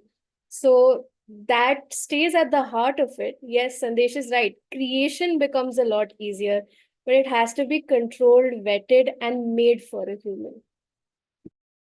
Right. And Hitesh, I think, as you rightly pointed out, AI is being discussed left, right, center at all forums. I think last week also at Telex Brand Summit, I was on the panel and we were discussing, what's the next wave of AI, right? वो creation वाला zone हो गया है, सबने creatives बना लिए हैं, बहुत अच्छा हो गया है, सब कुछ हो गया है. But the next stage would be probably problem solving, right? How exactly am I making my consumer's life easier? By not sounding robotic, but actually helping them, with a tech back at the back end. For example, with Indigo, we built a engine called 60 Sky, which basically takes care of all your booking and informational and non-transactional stuff as well, right? So 2 weeks ago, I was in Almaty in Kazakhstan, and I had to generate. It was a very last-minute plan. I had to generate a itinerary, and I actually used it, right? And so again, AI is as good as the input that you're giving and how well you understand the medium. But ultimately creation वाला wave से हम आगे बढ़ चुके हैं. बहुत सारे brands हैं. For example, अभी AI का बहुत जल्दी definition change होके Apple Intelligence हो जाएगा. Like Apple came up with it and everyone like everything is going to change and blah blah blah. हाँ वो ठीक है होगा. But then adoption has to be, how exactly it is solving my problem, right? Whether it is making me, depend less on human intervention and basic use cases मैं as a user कर पा रहा हूँ solve या नहीं कर पा रहा हूँ वो बहुत important हो जाएगा आगे जाके. I think a lot of automobile companies probably would be, using it for, ensuring that the technology is built in their future cars, right? Obviously, MG Hectors of the world were the first ones in this space, and any new, basically technology that is scalable would probably take the path of AI. But of course, अब उसमें dependence ये भी है कि how exactly we are being responsible with AI. When I was on the panel last week, people were asking question कि क्या हम ये कर सकते हैं, क्या हम वो कर सकते हैं. मैंने कहा भाई कर तो सब कुछ सकते हो, but then it is the onus is on user also, no? It is the AI will only learn what you're giving the input, right? For example, till day Google Maps can't tell you कि 1 centimeter left में आपको नदी आ जाएगी या यहाँ पर flyover आ जाएगा, right? So basically, that's a very good example of how exactly you're emulating AI and trying to make it work for the consumers. So of course, on the creation side, tats and all of that, scalability is taken care of. In terms of eliminating use cases on areas like customer customer loyalty, customer segmentation, data, वो वाली side पे AI का बहुत अच्छे से use हो रहा है ना? But then problem solving वाला is the next wave that we are probably waiting to see. How exactly are we embedding that in the entire user journey without making it disruptive and still simple enough कि भाई user का problem solve हो जाए. So I think it will be interesting to see कि अभी how do we go forward from here. Yeah, like these discussions that I think the one that you're mentioning, apart from that, also I've seen a bunch of conferences where the conversation is this, that moving from just about like just creatives, it's also about optimization at some point. I think the meta session also spoke about how there is an impact of AI on the media side of things, like it can help you target better, it can help you scale better. More than that, I see automation also happening at scale. So hyper-personalization was a very small conversation probably 3 years from now, but today every brand understands the importance of it and wants to implement it in some sense or the other. So that I think with the growing adoption, that will happen the hyper-personalization would become very common across comms. Aditi, what's your take on this? I think I agree with all of them, and like Shitiz said, that the next good thing that AI can do is solve problems, and which aid humans, because like Paloma said, nothing takes away from the human touch, right? The human touch remains crucial, because in the end we're advertising to humans. AI is not going to buy the product or consume, or while AI can automate tasks and provide valuable insights, human creativity and emotional intelligence are still irreplaceable in brand building. So I think, like all of them said, the right balance between AI and human expertise is important. But I also look forward to AI solving a lot more of our problems and making our processes easier. And when I say our, I mean the agency and the marketer side, so that the processes are simpler, so that we can give more focus to creativity and to catering to the consumer, what they want or what they would want the brand to do. So I think that is my hope for future of AI. Right. So I think we'll wrap up the session with quick takeaways from each one of you for marketers who are looking to build and scale brands on social. Shitiz, we could start from you. I think on the content creation side, relatability and being true to your brand DNA is obviously the first thing you should remember. Don't chase vanity metrics. Be very clear कि अगर आप कोई campaign ले जा रहे हो तो उसका metric क्या है, rather than मेरे को सब कुछ दे दो, right? That's one thing. Second thing, please don't get swayed away by moment marketing. Not every moment has to be about your brand, right? If you are if you're a cement company, you have nothing to do with Dalgona coffee, right? So please hold your horses. And thirdly, I think if there is a possibility that your social can be an active channel of building your top of the funnel, do consider that option. Because जब तक consider नहीं करोगे, तब तक उस पे act नहीं करोगे, you never know, it might work, right? That's the only input I have. Sandesh? I think stick to your fundamentals. I would say that think for user first, right? I think I've already mentioned initially as well. So I think key takeaway for me is that think about the user first, think about what they're looking. As Shitiz mentioned, if you're a brand, right, your user might not be looking that you are looking, you have to do movement marketing and all such things. So be consistent. Your user relate to your content, right? And if you're doing something very different, it's okay. 1 or 2 times you can try it out.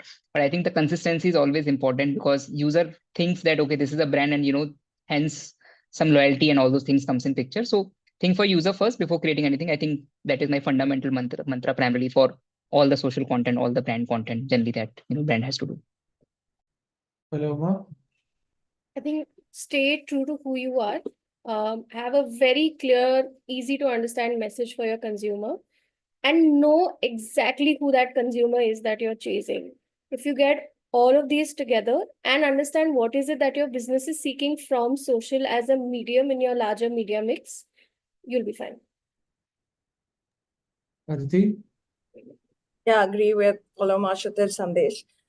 One thing that I want to add is because I really am a very newly converted fan of using data for social as well. So I would say that, you know, even for social, even for content creation, even for everything that we do on social media today, all the platforms combined, embrace data driven decision making. You know, track your performance, adapt and learn from what's happened, and do A/B testing. I think these are some fundamentals that you know, while creativity is great, this also there has to be some measurability and some matrix, right? So I think that, and the other thing that I want to touch upon is, yes, data and learn from it, but also build brand advocacy. And brands need to understand, a lot of them already do, but more and more brands and everyone needs to understand that advocacy is not only using influencers for campaigns, right? Like on and off. It's not.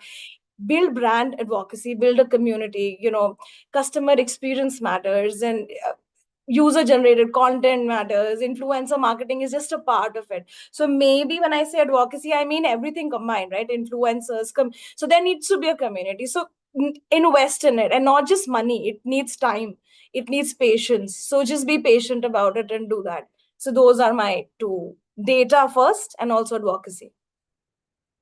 Great, great. Thank you guys. Thanks a lot for sharing your thoughts and insights for this session.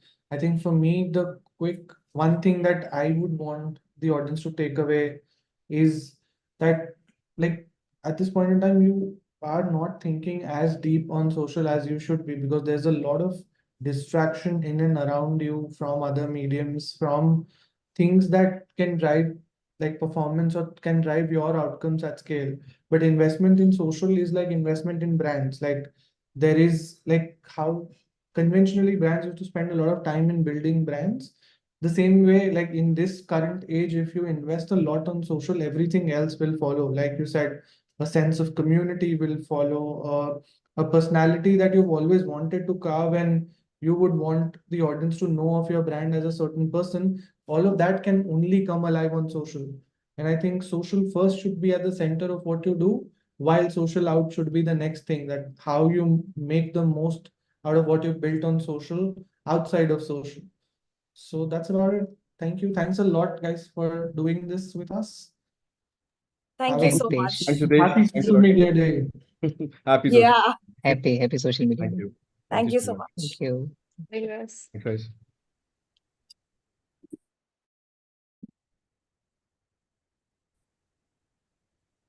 For the valuable insights, panelists. We had a lot to learn from that.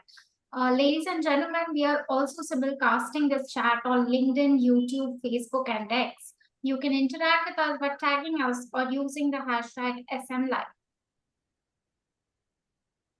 When it comes to social media, every brand wants its presence to pop, right? So sharing some tricks from his armor on how to make your brand pop, we have Saksham Jadon, founder and CEO of Youngun.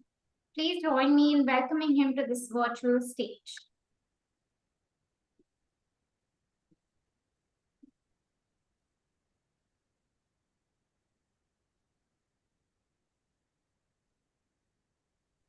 Hello, hey Karuna, hi, how are you? Hi, Saksham. Hi, I'm well. How are you doing?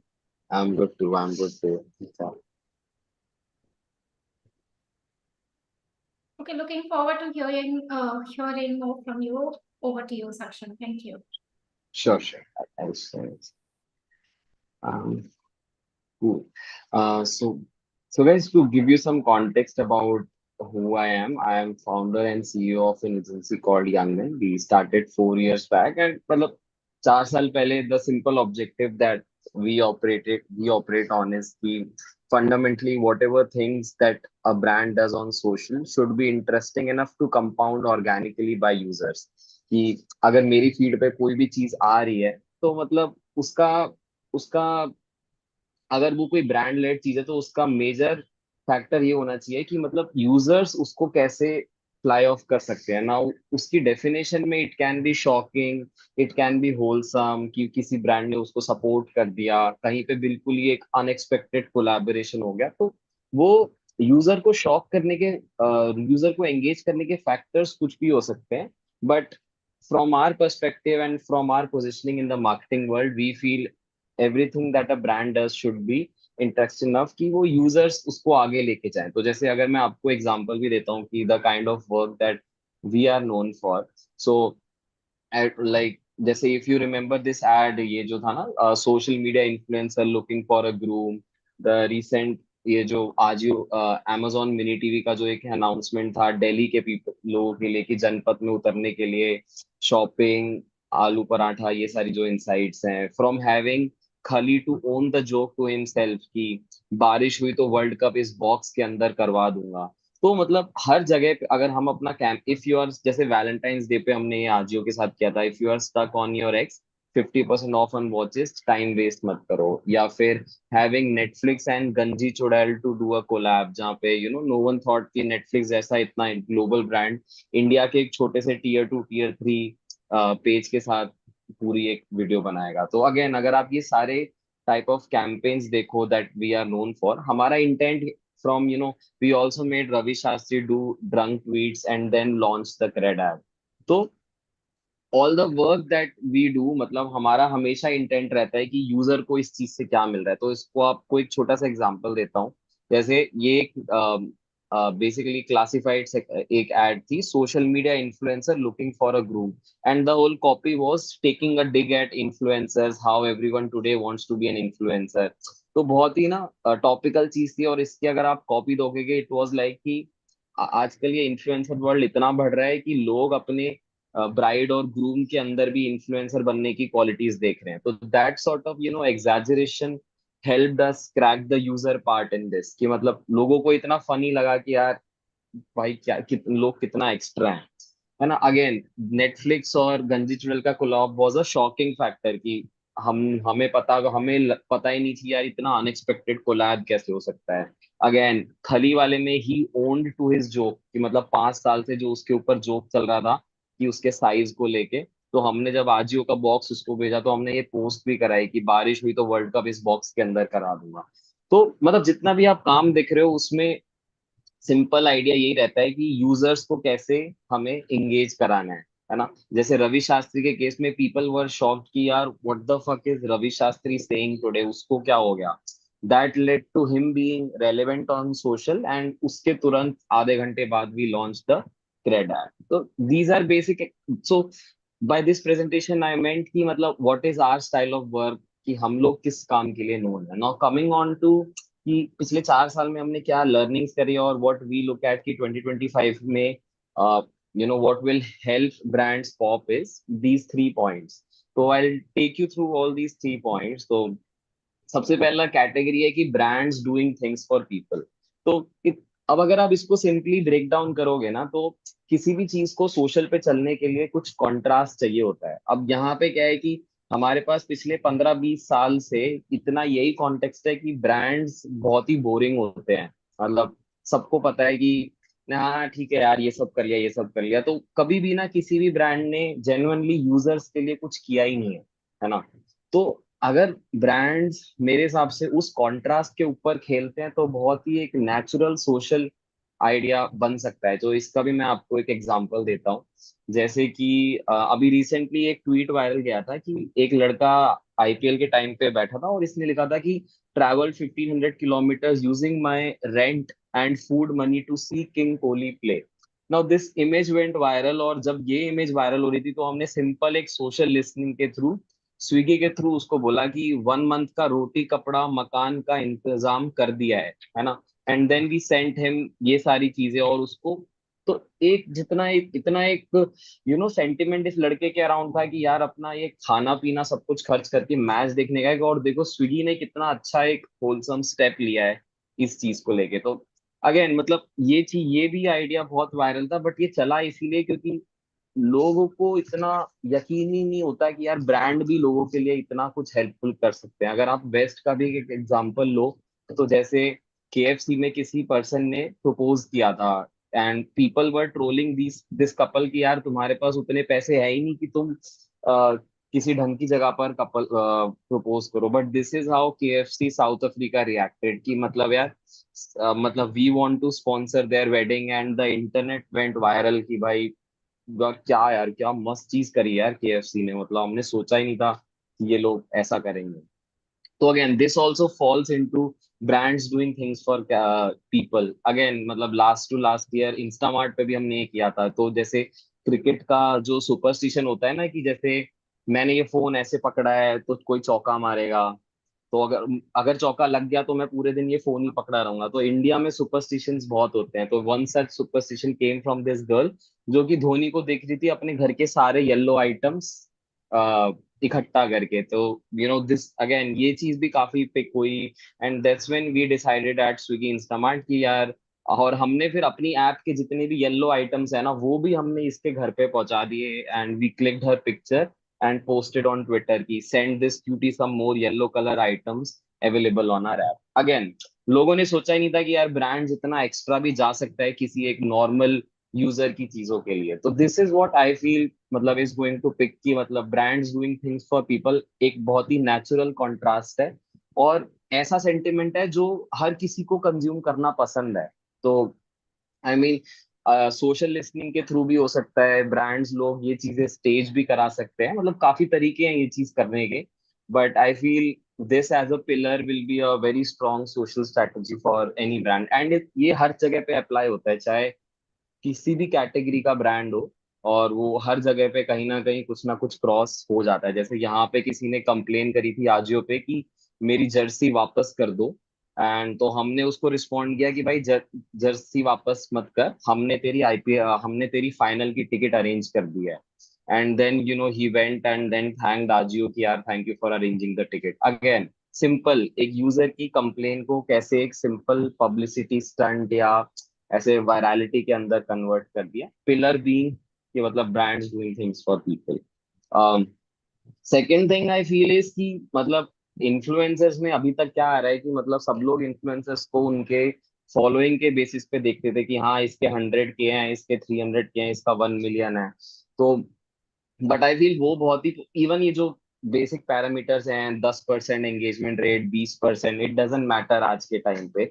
आज के time पे तो you have creators जो कि जिनकी following 400 के है and उनके एवरेज रील पे व्यूज आ रहे हैं 2 मिलियन 9 मिलियन 5 मिलियन। तो मतलब अभी क्या है कि क्योंकि सोशल मीडिया कंटेंट से इतना फ्लड हो चुका है कि देर इज ओनली मतलब पहले क्या होता था रेलेवेंसी ज्यादा होती थी इन्फ्लुएंसर्स की, है ना, इसीलिए मतलब ब्रांड ज्यादा लंबे समय तक एंगेज करते हैं। आज के टाइम का social media is about intraday trading. जैसे कि आप अगर कोई भी स्टॉक मार्केट पे खरीदते हो तो आप देखते हो ना कि ये स्टॉक ऊपर जा रहा है, चलो ठीक है इस पे पैसे डालते हैं 4 दिन बाद बेच देंगे। सेम फंडामेंटल्स आज के टाइम पे इन्फ्लुएंसर मार्केटिंग पे भी अप्लाई होंगे कि जैसे this girl has been going viral for past 3-4 months, छोटी बच्ची है कुछ भी बोलती है, अब इसकी अब इसका अब ये जो भी बोलती है इसका मतलब ये नहीं है कि सिर्फ बच्चों वाला कंटेंट है, इसका पूरी ऑडियंस ही हम जैसे लोग हैं कि ये बच्ची होके ऐसी बातें करती है जो हम लोगों को बड़ी रिलेटेबल लगे, है ना। तो नेचुरली इसकी ऑडियंस भी हम जैसे लोग हैं, इवन टीयर 1 के लोग आज ये छोटे बच्चों के कंटेंट को और ज्यादा कंज्यूम करते हैं। तो आई फील मतलब influencer marketing strategy for every brand should be कि यार ये टॉपिकल इन्फ्लुएंस मतलब दिस इज अगेन मतलब ये कोर स्ट्रेटजी नहीं हो सकती, but a part of their strategy should be कि वो लोग ये इंट्राडे ट्रेडिंग इन्फ्लुएंसर्स वर्ल्ड में कैसे कर सकते हैं। जैसे अगर आप ये ईशा कपूर देखोगे तो it's a mother sun Duo जो कि मैसिव नंबर्स मतलब 300 के फॉलोइंग और इनके पूरे 2-3 मिलियन व्यूज तक जाते हैं। तो ये 20-30% एंगेजमेंट रेट वाला चीज तो बहुत पुरानी बात है। अभी तो you have like 4 to 5x numbers भी लोग लाके देते हैं अपने इंस्टाग्राम प्रोफाइल पे। अगर आप ये ट्रेंडिंग इन्फ्लुएंसर्स और आप स्पॉट कर लो कि यार 3 महीने बाद ये प्रोफाइल बड़ी होगी, चलो ठीक है हम इसके साथ इन्वॉल्व होते हैं। Same goes with Vijay three guy, 2 million followers और इसकी एवरेज रीच है मतलब 15 मिलियन पर वीडियो, है ना।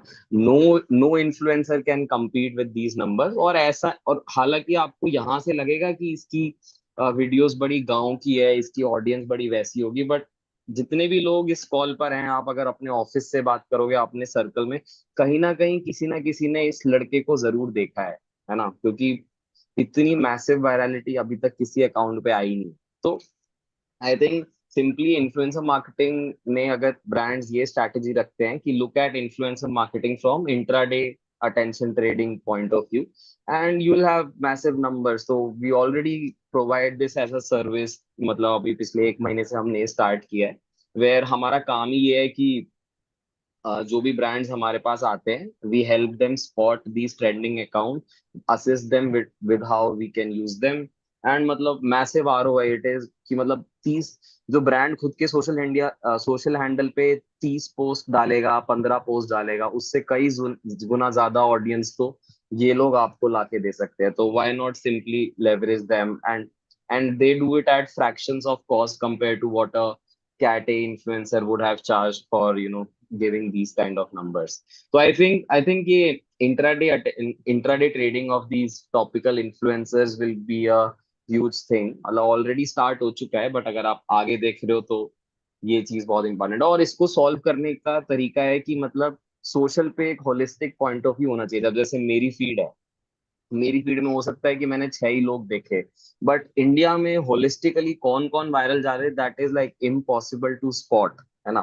तो अब वही सबसे बड़ी इसकी प्रॉब्लम है कि मतलब कितनी ही प्रोफाइल्स तक आप, कितनी ही फीड तक आप जा पाओगे। तो उसके लिए भी like we are creating a tool जो कि आपको ये टॉपिकल इन्फ्लुएंसर्स अभी कौन है, किसका एकदम एक्स्ट्रा पीक पे जा रहा है, तो एक we are preparing a dedicated tool that can solve for this problem, and we'll sell this to brands and agencies on a subscription basis. तो एक ये चीज है, मतलब intraday trading of influencers. Third जो ट्रेंड आपने ऑलरेडी देखा होगा कि मतलब ये जो पर्सनल ब्रांडिंग है, क्योंकि सोशल मीडिया पे ना कि हम कितना भी ब्रांड्स को ह्यूमनाइज कर दें, कितनी भी कैसी भी बातें कर दें ना, बट इवेंचुअली अगर कोई ह्यूमन बात कर रहा है ना, तो उससे बड़ा ऑथेंटिक कोई सेंटिमेंट जनरेट हो ही नहीं सकता। तो that is the reason you have been seeing.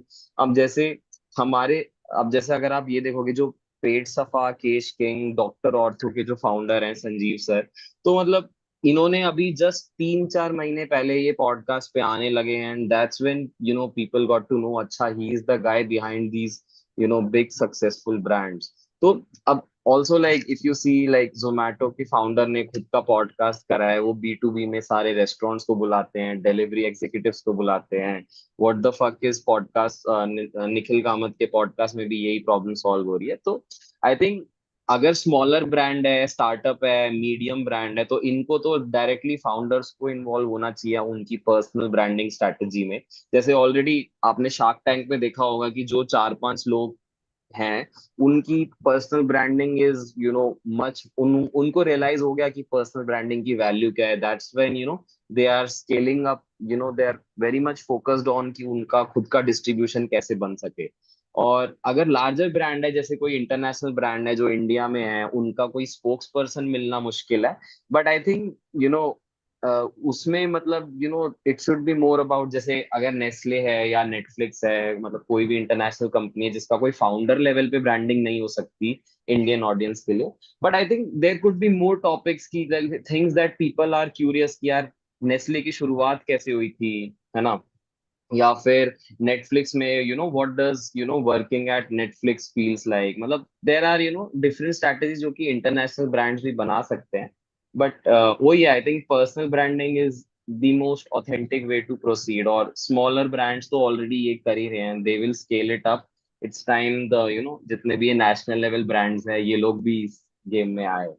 तो या that's like about it. I mean I had these 3 points की brands doing things for people, and intraday attention trading using influencers, and third is personal branding x brand। अगर आप तीनों को pile up करोगे, तो first और third point तो यही है कि ब्रांड्स को और ज्यादा ऑथेंटिक ही साउंड करना होगा in whatever they do. तो first 2 point solve for authenticity within the brand, and the second point solve for कि आप कैसे टॉपिकलिटी को अपनी एकदम कोर स्ट्रैटेजी बना सकते हो। जैसे आप सोशल समोसा पे भी जितने ये मेंशंस आते हैं, अभी तो वो ट्वीट तक सीमित है, अब वो टॉपिकलिटी और कॉम्प्लेक्स होगी और वो इस लेवल पे भी आएगी. So yeah, I mean that's what I had in mind for this presentation.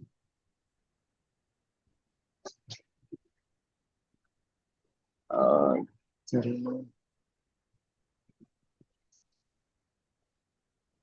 I'll just stop my screen share.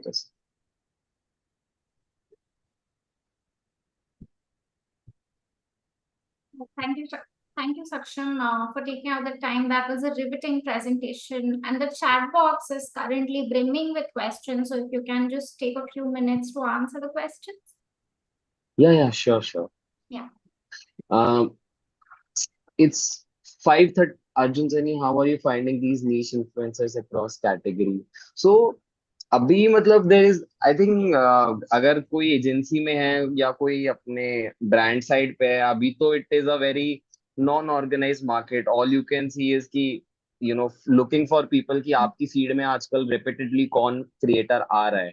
I think अभी के टाइम के हिसाब say that is the only solve for this problem. बाकी once things become more organized, so could be a better way. Brands that employ unhinged content clearly gain more traction and engagement. How should brands revamp their identities to be more with the taste of social media savvy audience? Unhinged. So I think social को इतना complex का कुछ है नहीं. मतलब unhinged content as a category मतलब होता है, कई लोगों ने उसके टर्म्स डिफाइन कर दिए, but at the end of it आपको सोशल पे इकलौता आंसर बस यही चाहिए होता है कि कोई भी पर्सन इस फीड में आएगा तो क्या उसको, अगर ये कंटेंट को देखेगा तो क्या उसको रिलेट होगा उसका. अब जैसे मैं एग्जांपल देता हूँ कि ये अनहिंज कंटेंट एज अ कैटेगरी ऐसी कोई बात है नहीं. सिंपल फंडामेंटल होता है कि अगर कोई पर्सन आपका ब्रांड का कंटेंट अपनी फीड स्क्रॉल करते हुए देखता है ना, तो आप उसके क्या ट्रिगर पॉइंट्स करते हो. क्या वो देख के आपको किसी दोस्त को भेजने का मिलता है, क्या वो आपको बहुत ही होलसम लगता है, क्या आप उसको देख के एकदम शॉक हो जाते हो कि अरे नहीं यार मैं तो ये चीज में बिलीव नहीं करता, है ना. तो ह्यूमन माइंड्स को जो चीज इंट्रिग करती है आई थिंक उतना ही सॉल्व है. और दूसरा हो गया कि इंटेंट टू कंज्यूम. जैसे सोशल पे क्या है कि अगर ऑटोमेटिकली आपने कोई ऑडियो डाली तो लोग उस ऑडियो पे ज्यादा, क्योंकि मैंने वो सुनी हुई है तो I will have higher intent to consume that audio. तो सिंपल ये दो तीन चीजें ही हैं जो होता है. Unhinged content as a category is not something कि मतलब वो कर लिया तो ब्रांड सक्सेसफुल हो जाएगा. आई थिंक वो यूजर बिहेवियर्स को चेज ही करना रहता है. तो Ayurveda domain, no bro, I have no clue in Ayurveda. How can we measure ROA brands doing social? Social पे थी मतलब सोशल का इकलौता पर्पस है कि मतलब it brings in conversations visibility. तो आप जब भी कुछ सोशल पे कर रहे हो और आपका कुछ कंटेंट बहुत पीक पे जाता है तो आपका सेंटिमेंट हो गया, आपके पेज पे व्यूज वगैरह आ रहे हैं कि नहीं, आपका गूगल सर्च या प्रोफाइल के विजिट्स बढ़ रहे हैं, that is like the only traction जो कि सोशल पे है. क्योंकि आपको तो रेलेवेंसी चेंज करनी है, आपको वहां पे मतलब कस्टमर्स और वो सेल्स वगैरह तो नहीं है. तो रेलेवेंसी आप ये दो तीन चीजों से मेजर कर सकते हो कि आपने कुछ भी किया तो लोग उसके बारे में बात कर रहे हैं कि नहीं, कितने लोग शेयर्स कर रहे हैं, कितने लोगों ने टैग्स किया है, all these things basic stuff. How can brands ensure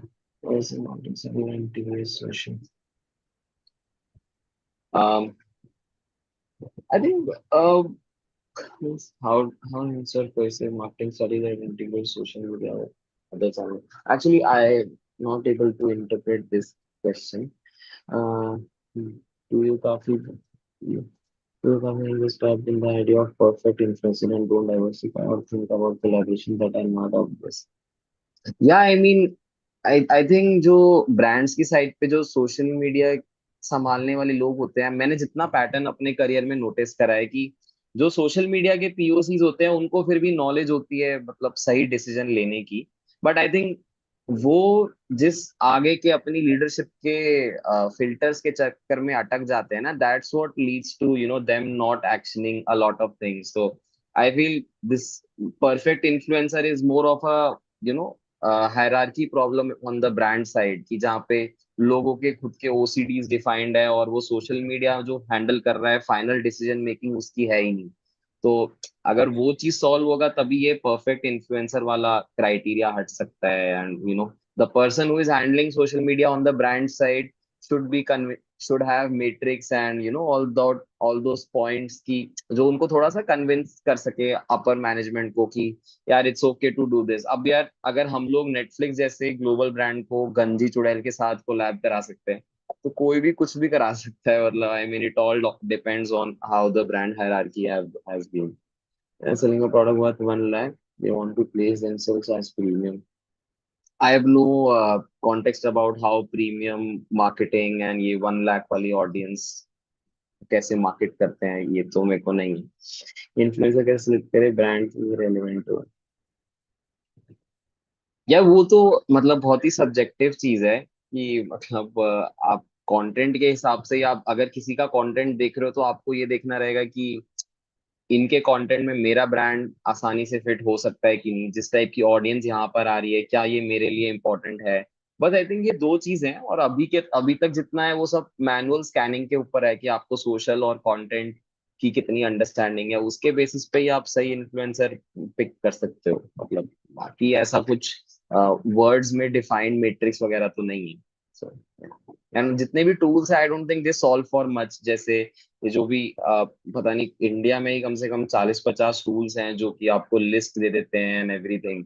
but I think influencer content as a category is so subjective कि आपको वो कंज्यूम करके ही समझ आएगा कि ये मेरे ब्रांड के लिए सही है कि नहीं. तो ऐसा कुछ उतना डिटेल में नहीं दे रहे. तो या cool. Karuna, I think I have covered most of the questions.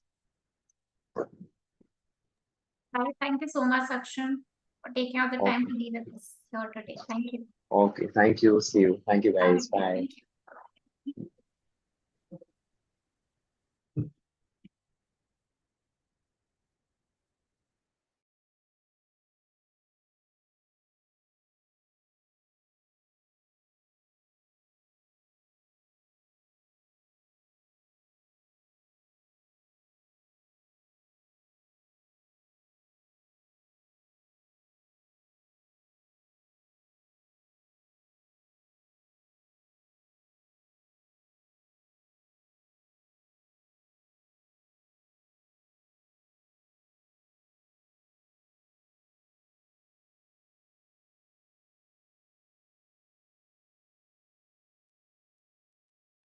Ladies and gentlemen, no conversation about social media is complete without discussing content creators and the creator economy.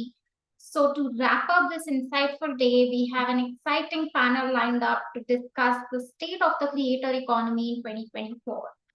Each of our speakers bring a unique perspective, offering insights into how creators are reshaping industries, building communities, and driving the future of content and commerce.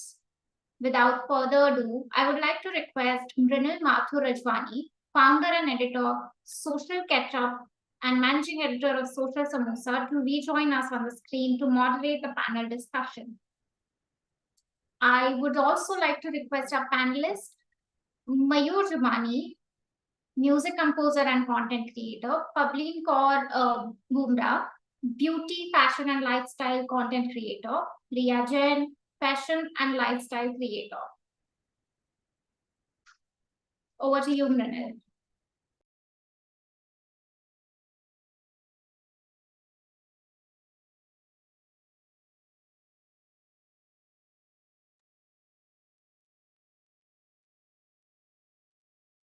Hi, Mayur.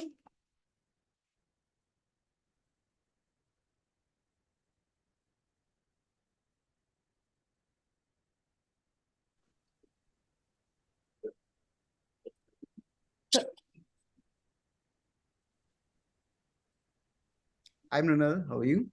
Hi. Hi. Hi. Hi, Pavleen. Hi. Hi, Riya. Hi. I don't know. There's some glitch and both Pavleen and Riya are coming with Mayur's name. Coming Yeah, as I can see Mayur's that. name, That's yeah. weird. Yeah, I still have I don't look like Yeah. that. But you can One see me, second. right? Yes, I Yeah. can see you. Can I Okay. rejoin? Is it? Should we No, rejoin? no. Don't worry. Okay, We'll try and perfect. change your names from our end. Okay, you can do that. Okay. I'm trying. Okay, perfect. Done. Mine Okay. is done. Hi guys. Hi. Hi, what is social media day celebration without a social media glitch?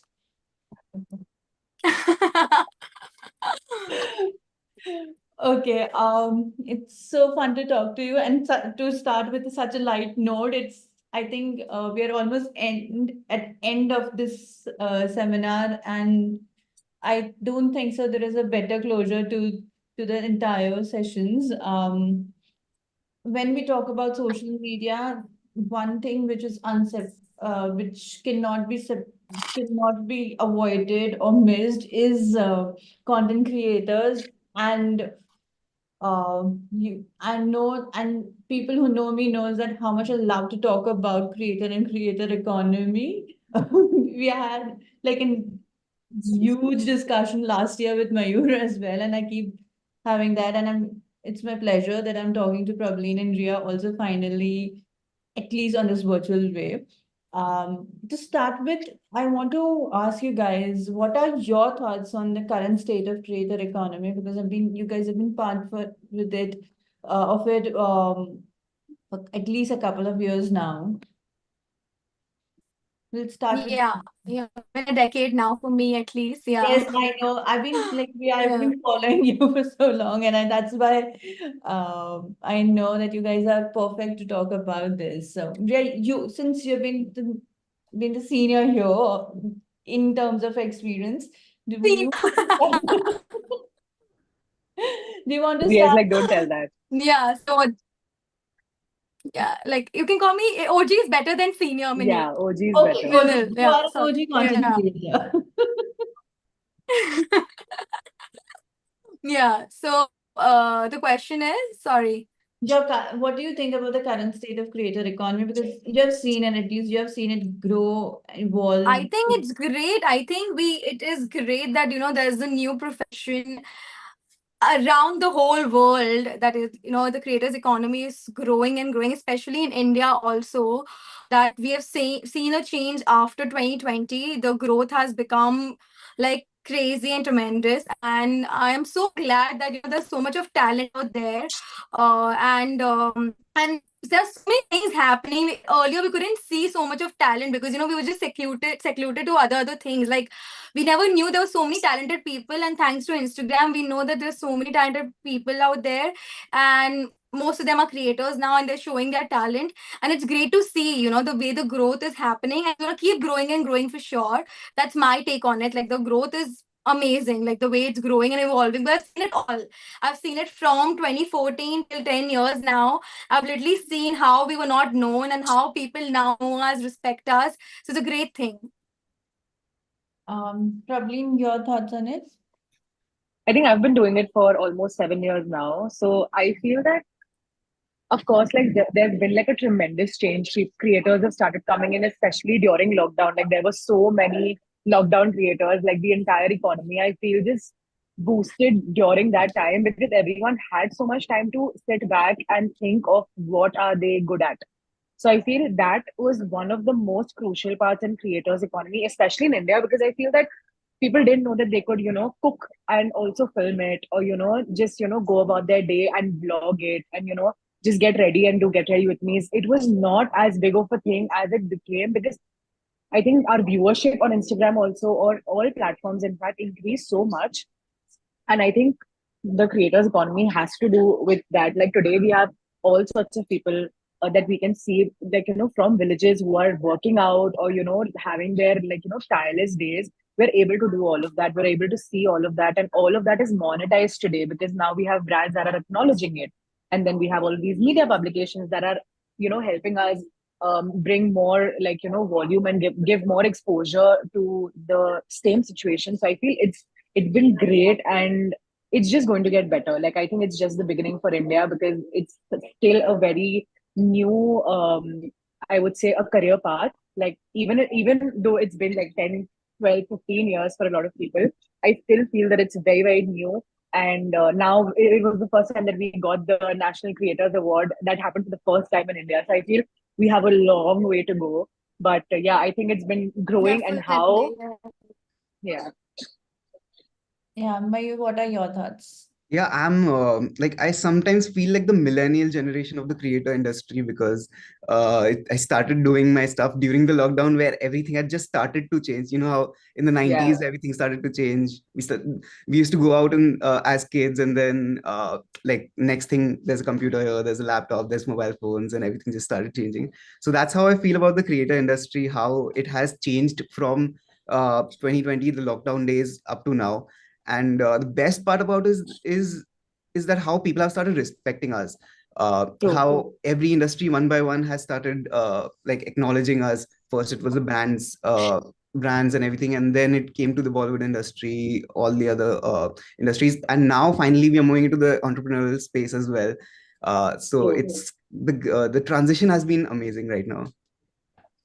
So since we're talking about transition, and I've heard somewhere, which is a topic of discussion in itself, is that is creator economy a truly recession-proof industry? Because there's so much to experiment with it. It's True. growing completely. It's also taken a lot of marketing share for brands as well. That okay, True. they are not just, it's not just like okay, there's one campaign that you have to now influencers are or creators are part of their major part of their campaign. So do True. you think it's a recession proof, or no industry can be like that? I personally Probably go feel, for it. yeah, probably if you want to go. Yeah, Mayur, No, I think yeah. Mayur was speaking. Please go ahead. Yeah, Mayur, say you go ahead. Yeah. Okay, so what I feel, maybe in terms of the ad space and everything, the creator economy as such, I know a lot of people have called it recession proof, like in terms of the ad space and brand building and everything. But I do feel creators as brands, like us as brands, that is not recession proof at all. In fact, that's the opposite. We need to keep evolving with the creator as the time progresses. I think that's the main thing to because like right, the shelf life for a creator is not more than 4 5 years. uh, so as creator, yeah, I mean that's a fact. So like as creators it's definitely important to keep evolving and staying relevant. That's my take on being recession proof. I'm talking about the creators as brand space, not the economies thing. Economy I think is more something that economists will be able to tell. But yeah, that's what I feel. I personally feel that when we think of our career as like something that's been like a standpoint, and now there's just so much to it.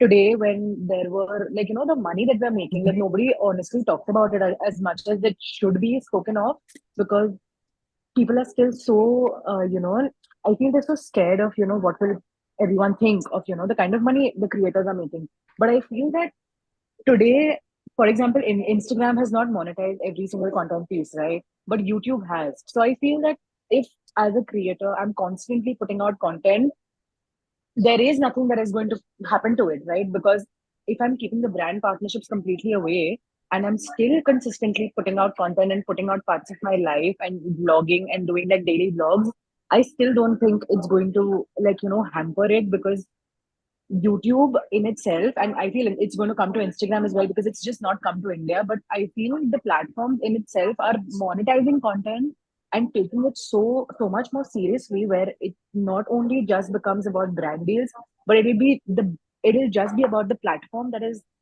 giving us so much money. So I don't think if there is recession, like in fact, I feel that if there is recession, um creators I feel will make like 10x content on recession and make more money out of it. So I feel creators are just so creative. Like, and I also like I understand the point of view from where Mayur is coming, but I do feel that it also has a lot to do with us evolving as creators. Like something that I was doing maybe like 5 years ago, today if I'm not adapting to the content pieces that the consumers are liking and the audience is liking, I, of course, will be left behind, or I, of course, will not be able to reach out to the kind of audience, to the kind of brands, to the kind of magazines that I want when I aspire to.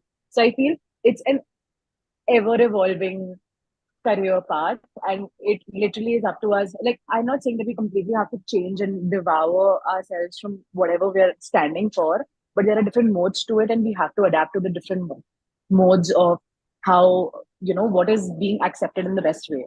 So I feel if we do that, and if we are constantly evolving, I don't think it's going to affect us as much. Okay. Meanwhile, Ria joins us again. I come, Ayush. Yeah, I think there's some glitch happened with my audio. I'm so sorry. I'm really Yeah, we can't hear you. Now see me? No, we can't see No, you. we can't see You you. can't see? 1 second. What sound just went wrong? No problem. Can you see me now? No, we can hear you, but we can't see you.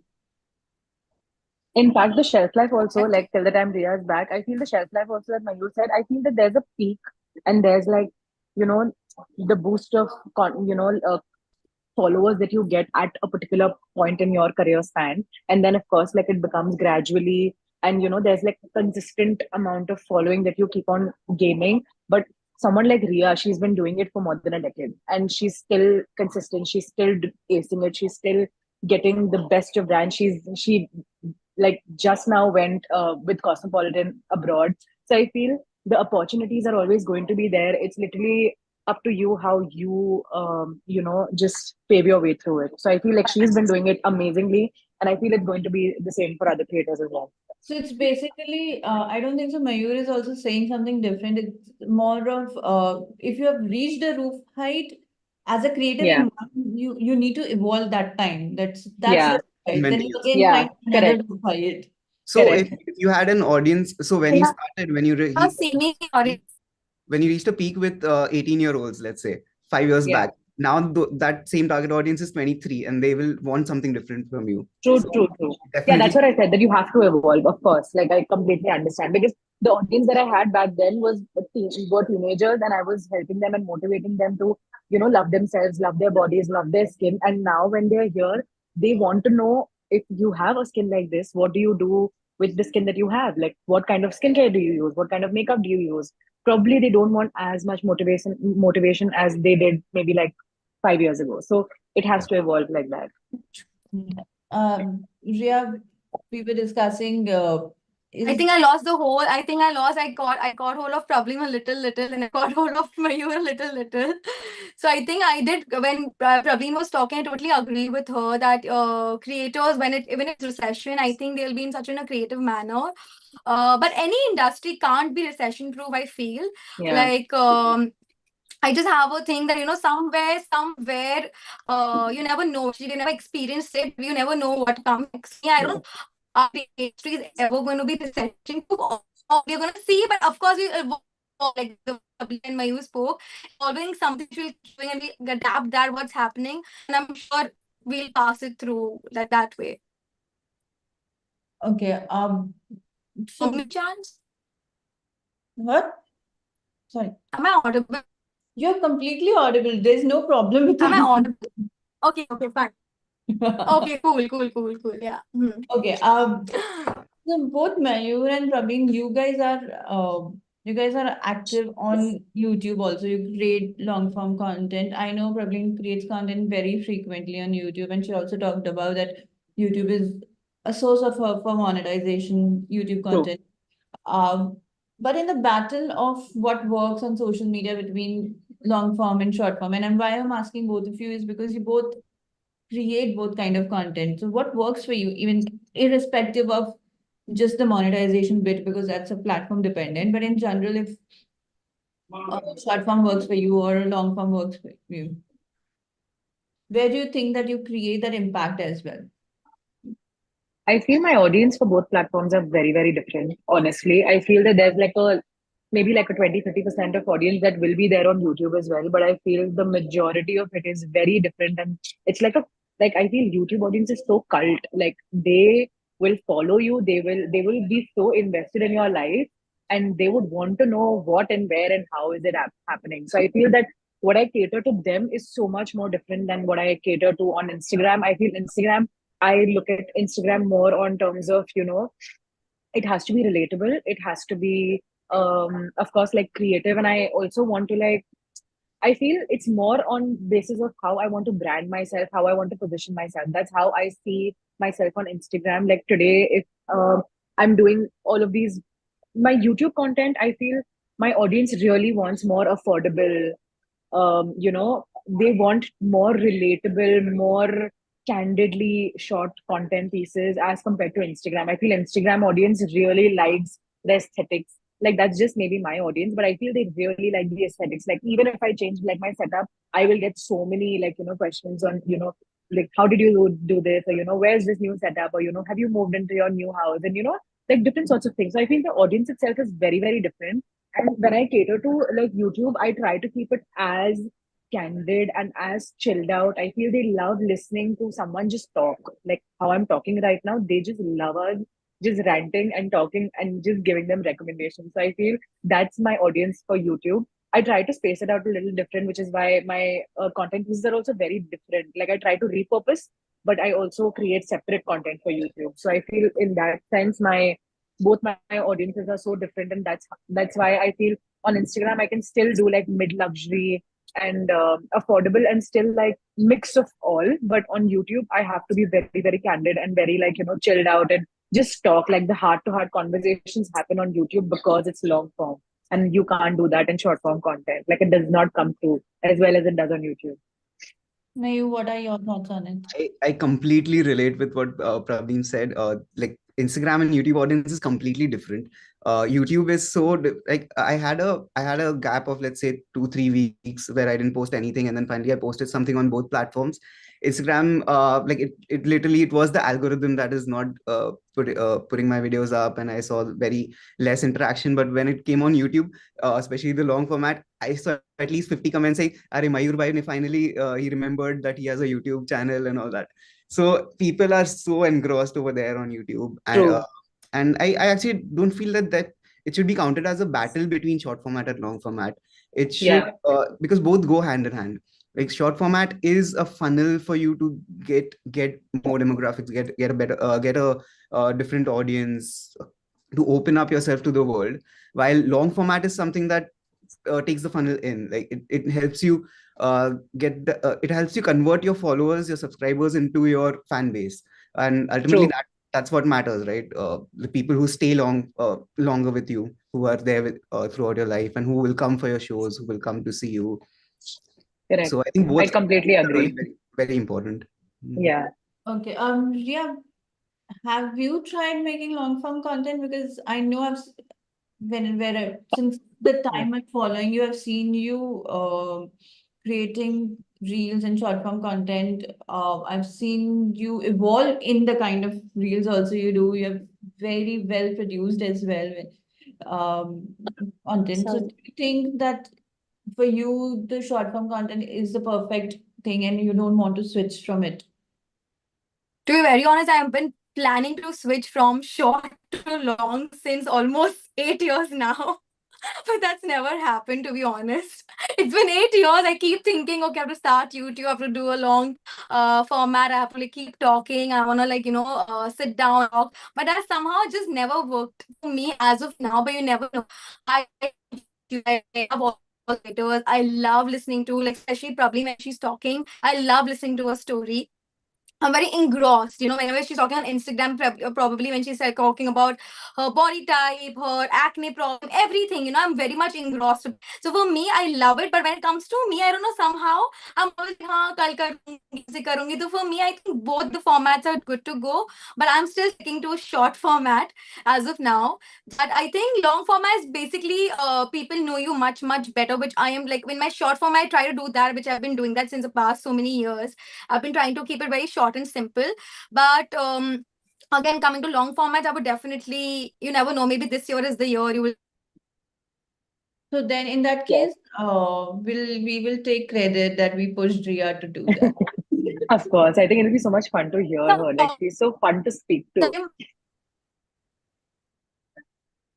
I think Ria, we The lost her. problem with my hi. Hi. There's a problem with, they're just throwing me out from the live again and again. They're just throwing me out. Been now multiple times on her own. That's social media. That's how I don't you know why. Why me? Hello, why am I getting thrown out of life? No, but we can hear you. It's the thing is that we can hear you clearly. There's no problem when we when we talk to you when you It's just like you just like I'm not understanding. Probably nothing. Pause. Mayur is still laughing. Like I don't know if this is like my screen right now. You want to switch to a different network and join us? I am in a very good to become your laptop. I don't know. Praveen, can you hear me? No, I can't see you. You And I can think your see you, voice but is your also screen is breaking not a moving. lot. Yeah, but then her voice is also breaking a lot. Like, I don't know if it's just for me, but It's breaking in parts, but like yeah. as We're able compared, to understand. yeah, we can understand what Yeah, you we can see you. sound Now we good. can see you. You're Oh moving. yeah, now it's perfect. Yeah, Sorry it's perfect. guys, I don't know what's up with my network today. It that happens. जब अच्छा चीज करो ना कुछ आता ही है. It's कोई okay. बात नहीं. It's happened. Now we can see you. Yeah, perfect. Sorry for the error. Now we can like continue talking. Sorry. Okay. Yeah. So, yeah, I also wanted to ask you, because audience keep evolving. At least every 6 months they evolve. The choices evolve. That kind of trends in they're interested in evolve. And since you've been doing it over a decade, how do you manage to evolve along with them? And how do you try that? Okay, you are staying ahead of the curve. To be very honest, if you ask me this, I think I always study my audience really well. I think that's the first key factor. I think everybody does to study your audience, what your audience is loving, what your audience is not loving. So for example, for me, I know the audience is loving, a lot of funny content nowadays. So I've mixed fashion and funny content for my feed because I know they love me for fashion and funny content is something which is, people are loving. They want something, a great laugh is always helpful. So I made sure that I'm always keeping my fashion, and again I've adapted the funny content with fashion. So for me, I've done that as a change. Even to understand the audience, something you have to always engage with them, always need to know, okay, there's something they do not like, they like something like this, so maybe I can put my hands here and try this out. So always the first thing for me is always know your audience, and that will lead you everywhere. Like you should know your audience. Okay, they're not liking this, so maybe this is not working out. Like, you need to keep posting regularly to understand what they're liking and what they're not liking. So I think for me, to stay ahead out of the curve is always to know your audience, what they're loving at that very moment. If they're liking that trend, make sure you're doing in a very twist and in a different manner. So that way, for me, I think we should always do that. Yeah. Okay. Anybody else would want to join in that? How can creators stay ahead of the curve so that they don't fall, that okay, now their audience is not being active with them. I feel it's because sometimes your content becomes so monotonous because you're talking about the same thing, that they want some change, and sometimes that just comes as a breath of fresh air, and then they want to see that more. So if that content piece is somehow doing well, you have to make sure that you're probably doing it once a week or once in 2 weeks to get the algorithm to pick that content piece of yours, because till now they're used to the sit down monotonous kind of, for example, like if I do beauty skincare videos, they're used to me, reviewing products. But in the middle, if I do like a, body love content, or if I'll do like a, like a fashion content, or if I'll do like a vlog, that somehow picks up so well. And it's just so surprising sometimes. And it also has to do a lot with what music you use. That's just something that I feel also makes so much of a difference, because I was also in the. I used to work very closely with Meta, and whenever they would give us like insights, they would always tell us on how you have to use the trending music, how to make sure if there is like a new, for example, if there is like broadcast channel, or if there is like threads that's come up, you have to make sure that you have tapped into that platform as well to keep up with the audience, because eventually they are going to monetize that app as well. So it's always very important for us to be very well aware, and we need to have all the knowledge that we can and try to work around the same thing. Like, for example, there was this trend of let's dance. Recently there was this music that was doing like rounds Yeah. everywhere. Like, I was seeing everyone do it. So I put the twist in it by adding some body love aspect to it. But then that Yeah. did really well, because I said that I'm not feeling confident. When I'm not feeling confident, this is how I look. But then when I am feeling confident and when I dance, this is how I look. So it was the same audio which was already trending and it was already picking up, and then I put my angle to it. So it's like a good compilation and like a package, and then it of course will land. So you need to understand what is it that your audience likes, as she said, but also to keep up with the new trends that are Then, keeping yeah. on coming, and just work your way around it. So yeah, you need to add your own twist, like how Praveen just said. You need to add your own Yeah. twist and a manner that will work well. Yeah. It's also about letting the audience know that you're growing yourself. Like the audience will be very happy if they see you yourself grow. Like my first Yeah. video ever that I did was that Arnab Goswami dialogue where I put a GoPro on my head and I was banging some drums, which is like very easy to do for me.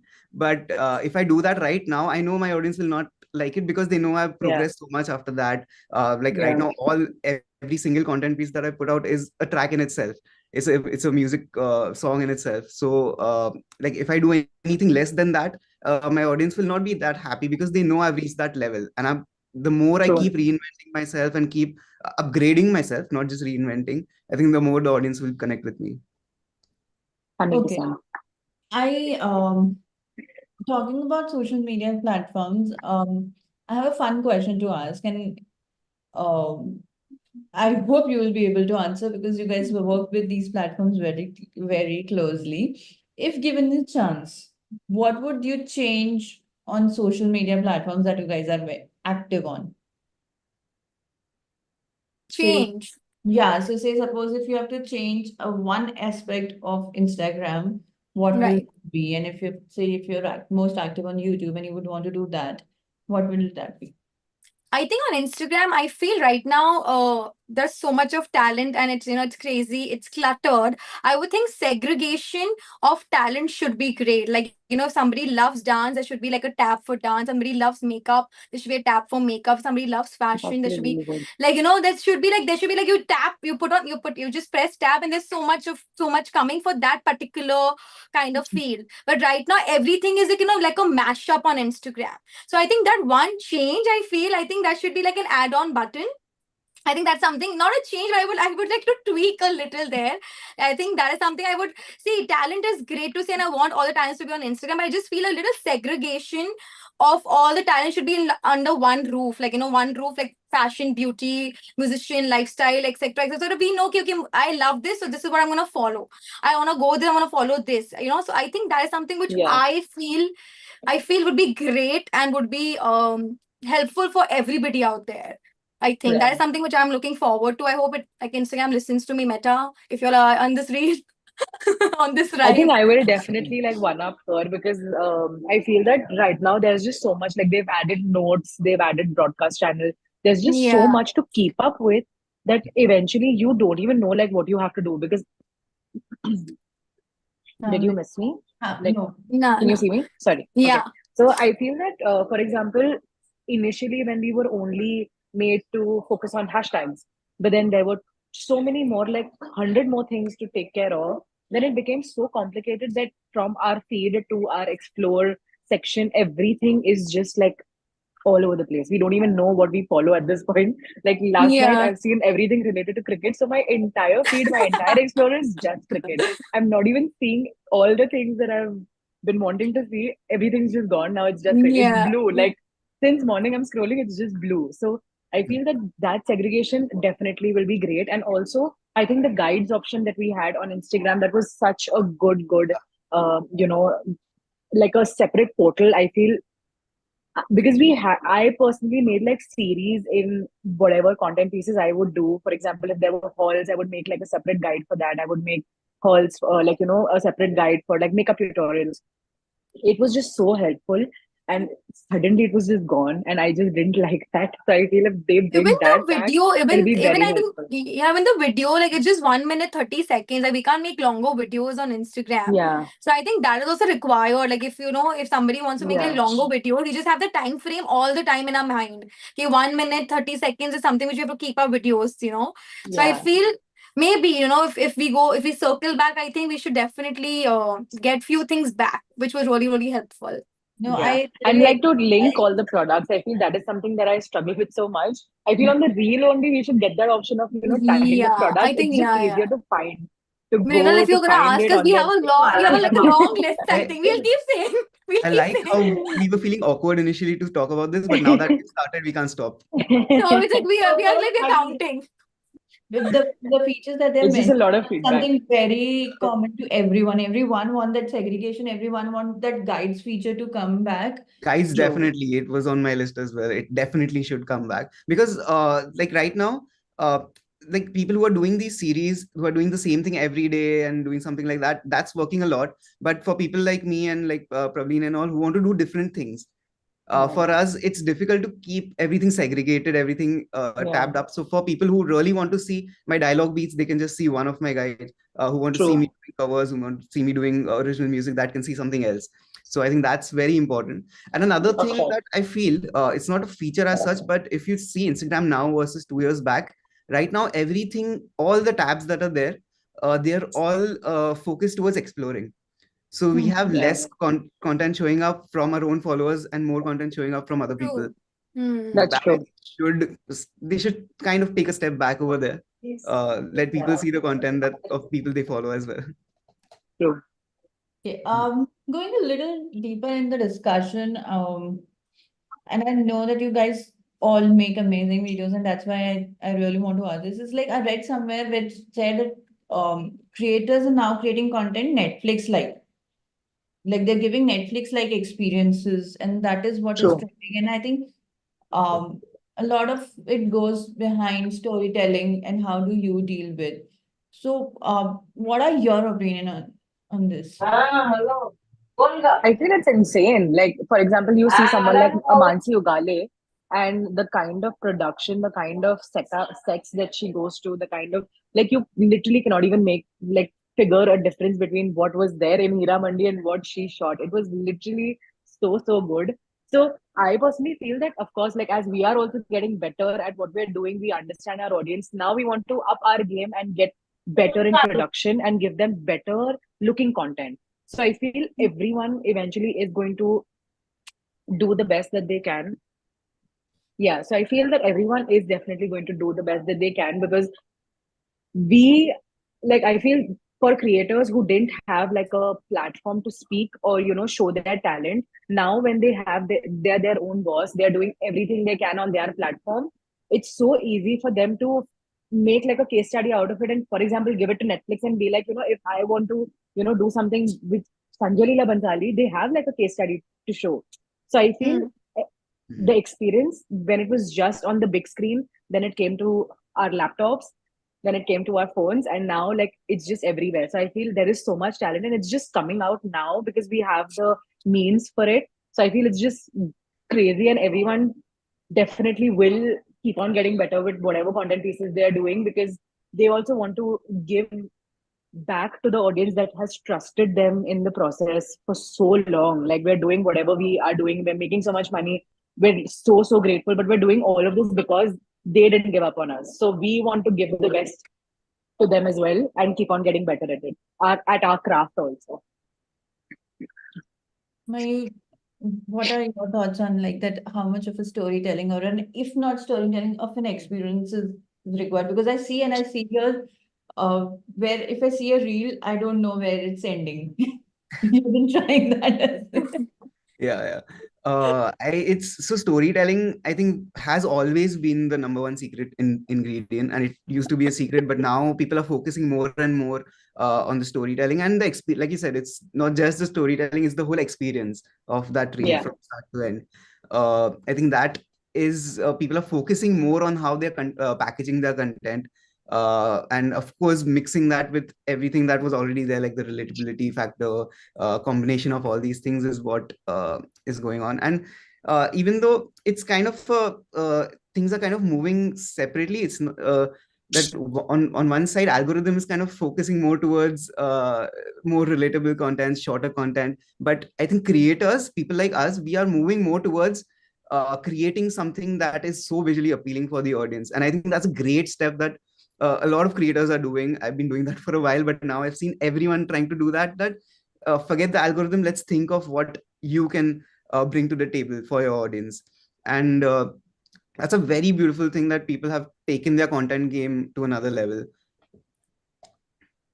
Do Yeah, you I totally agree with Mayur. I think storytelling is really crucial. I think that's where you are connecting with your audience as well, be it however way you want to go ahead with, but connecting, that's where people will connect to you. So I think storytelling, like how people are making sure the production is A game and everything, that I think somewhere every creator is trying to show how they are great with their talent. And I feel coming with a story behind it, like, you know, somebody is very great with a vision, they're trying to show it in a way, the way we are showing the whole story, like they're sharing a story but with their visuals. So I think it is very crucial, and I think the content game is going to get better and better and keep getting better. And it totally depends, creator via creator, they prefer telling via story or via the production, how they want to go ahead with. But I think storytelling in your piece, sometimes it is necessary. So when we're talking about storytelling, I True. know the two things are different and they're not connected directly. But like Mayur also said that people are not too much dependent on the algorithm also. What do you think that do you prefer going ahead and creating content that your algorithm requires or your platform requires, or you believe that okay, my content is well thought, well produced, and I know my audience will connect with it or will reach my audience irrespective of the what algorithm is trying to do? Anyone else is going for this? I think I've Mayur been going start. first for everything. Mayur, this is your chance. I really feel there should be a balance between the two. Yeah. It's also about reaching the right audience at the right time. I wish I was following this balance because I have a really bad habit of ending up working way too much for one reel, putting in way too much effort for everything.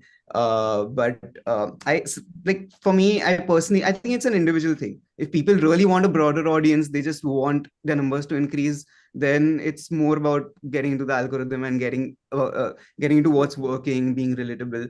But if people want to focus towards brand building and getting a good fan base, then it should be more about seeing what the audience wants and exactly doing what the audience wants and more, like uh, exceeding the expectations of what they want. Like I said, just upgrading yourself. And yeah, I mean, I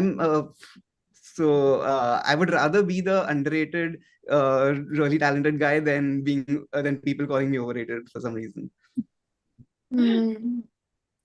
Probably in Ria, your thoughts.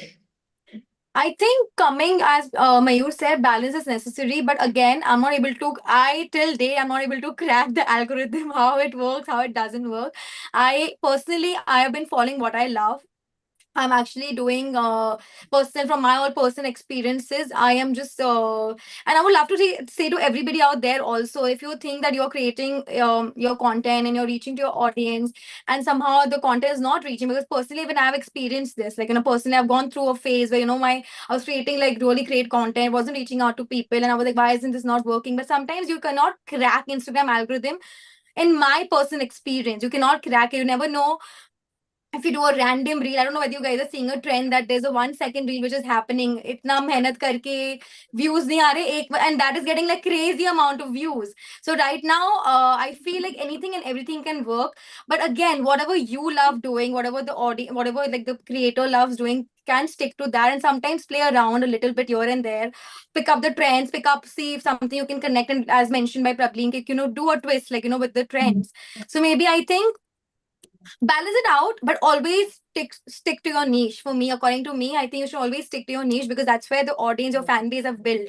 They're following you for you, and they're following you because they had loved you for what it's a whole process, right? They're following you not just now, they're following you since over like 5 years, 6 years, 8 years. So I feel that way. I think balance it out, but just stick to your niche and create what you love doing. Yeah. I would love to say that. Yeah. Yeah, I think it's the same for me. I feel I kind of balance it out when it comes to like branded content and also the content that I do organically when it comes to like self-love or like makeup tutorials.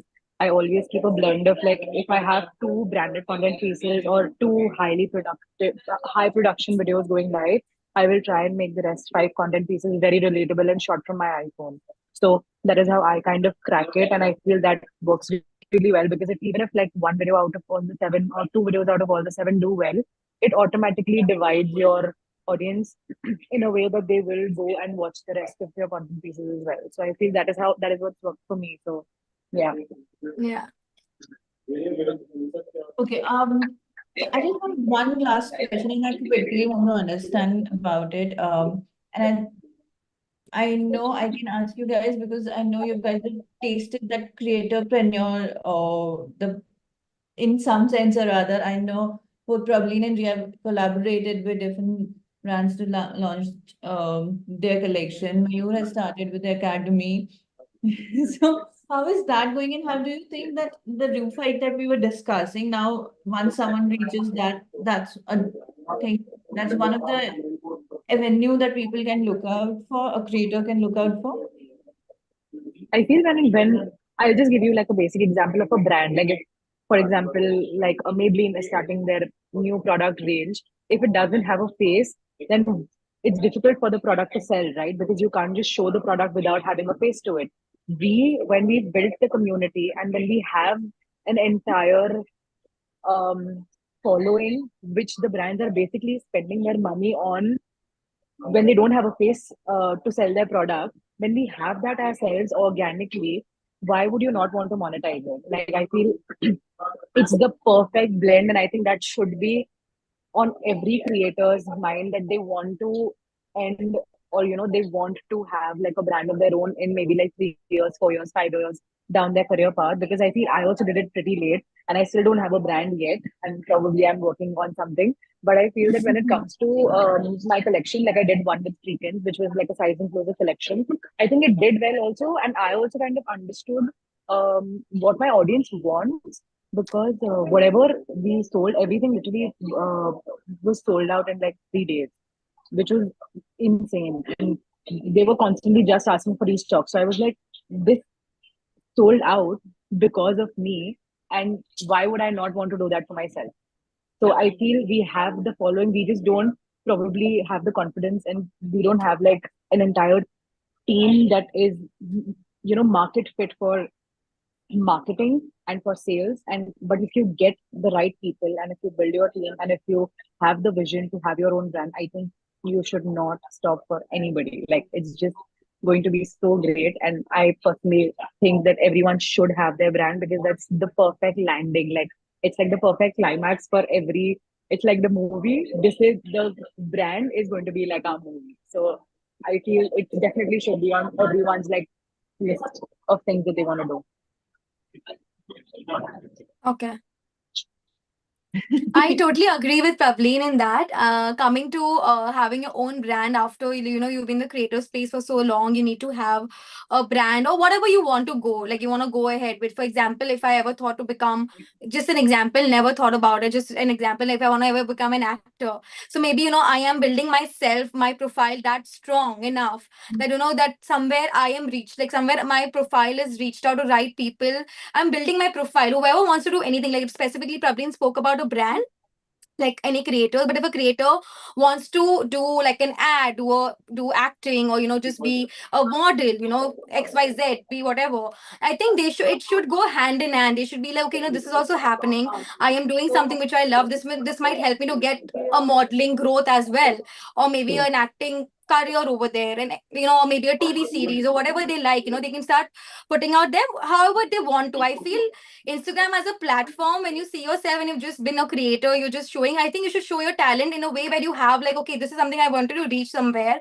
I'll show what I have. I'll show all my talent out here, and this will help me to land over there. For example, when I want to have a brand, and when I did a collaboration, the collaboration went well, but to be very honest, the company I worked with was, I don't want to talk about it. The collaboration was amazing, but I had my own experiences out there. And again, I would just like to give one tip: if you ever want to grow a brand, if you ever want to collaborate with a brand, if you're ever doing like a collaboration, doing your doing a collaboration, you should always know the brand really really well. Do a background check before getting with the brand. Like that is something which I would like personally say with my own personal experience. And secondly, I think every creator should have like a 10 years plan. Like after 10 years, kya karenge hum? Like what do you want to do? Do you want to just keep doing this, or do you want to do this? You want to start your own restaurant, or maybe just show about like what are your thoughts about it. So I think that is something which is necessary, a 10-year plan or a 5-year plan or a 3 years plan, however they want to take your thing ahead with. So I think it is kind of necessary. Yeah. I think Ria summed up it very well. Yeah. Yeah. I think, so yeah, she definitely hit the spot when she said 10-year plan is very necessary. I do think we are still in the first stage of getting into the entrepreneurial space. It's still, I think this word entrepreneurship is, it's used very casually nowadays. Like Yeah. merchandising and just investing and marketing your own products is not like entrepreneurship is way more than that. You need to be able to sustain the product without your name attached to it also. So True. when you're becoming an entrepreneur, you should launch something that is needed in the market, not just to leverage your audience. It should outlive you, and like it should outlive your life as an influencer, I feel.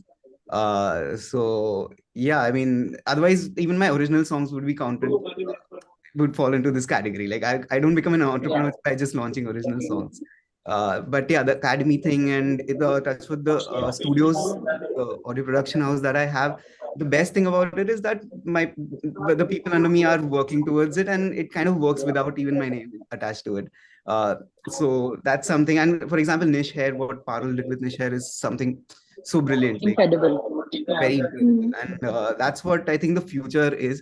Like I said, we are on the first step of this entrepreneurship journey, and I think like definitely the top of the line is going to create some amazing products very soon. Yeah. Very well. Thank you guys. Thank you for sparing your time on a Sunday. I know it was a difficult Sunday because after yesterday's match, nobody wanted to work, only wanted to sit and Just say India, India, India. Yeah. sit and enjoy. But thank you so much. It's always a pleasure to talk to you guys. Thank you so much. Thank you. Thank you so much for Thank you having for us. having It was great. It was lovely. Though I was thrown out of the live multiple times. I don't know why, but okay. You still managed to be there. Yeah, you didn't give up. So that's great. Never That's give called up. being Never give up, persistent. guys. Never Like, give never up. give up. Okay. Thank you. Thank you so Thank much. you so much. Bye. Thank you, guys. See you all. Bye. Thank you guys. Bye-bye. Bye. Bye.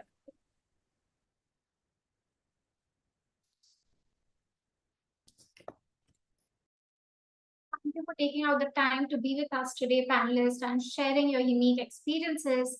With this, we have come to the end of an enriching day of discussions and insights. And I'm sure you too had a great time listening to our speakers and are going back with some actionable insights. Thank you so much once again for joining us on this special occasion. We hope you had a wonderful evening, and we look forward to seeing you again next year on the same day. Thank you and goodbye. Once again, happy World Social Media Day, everyone.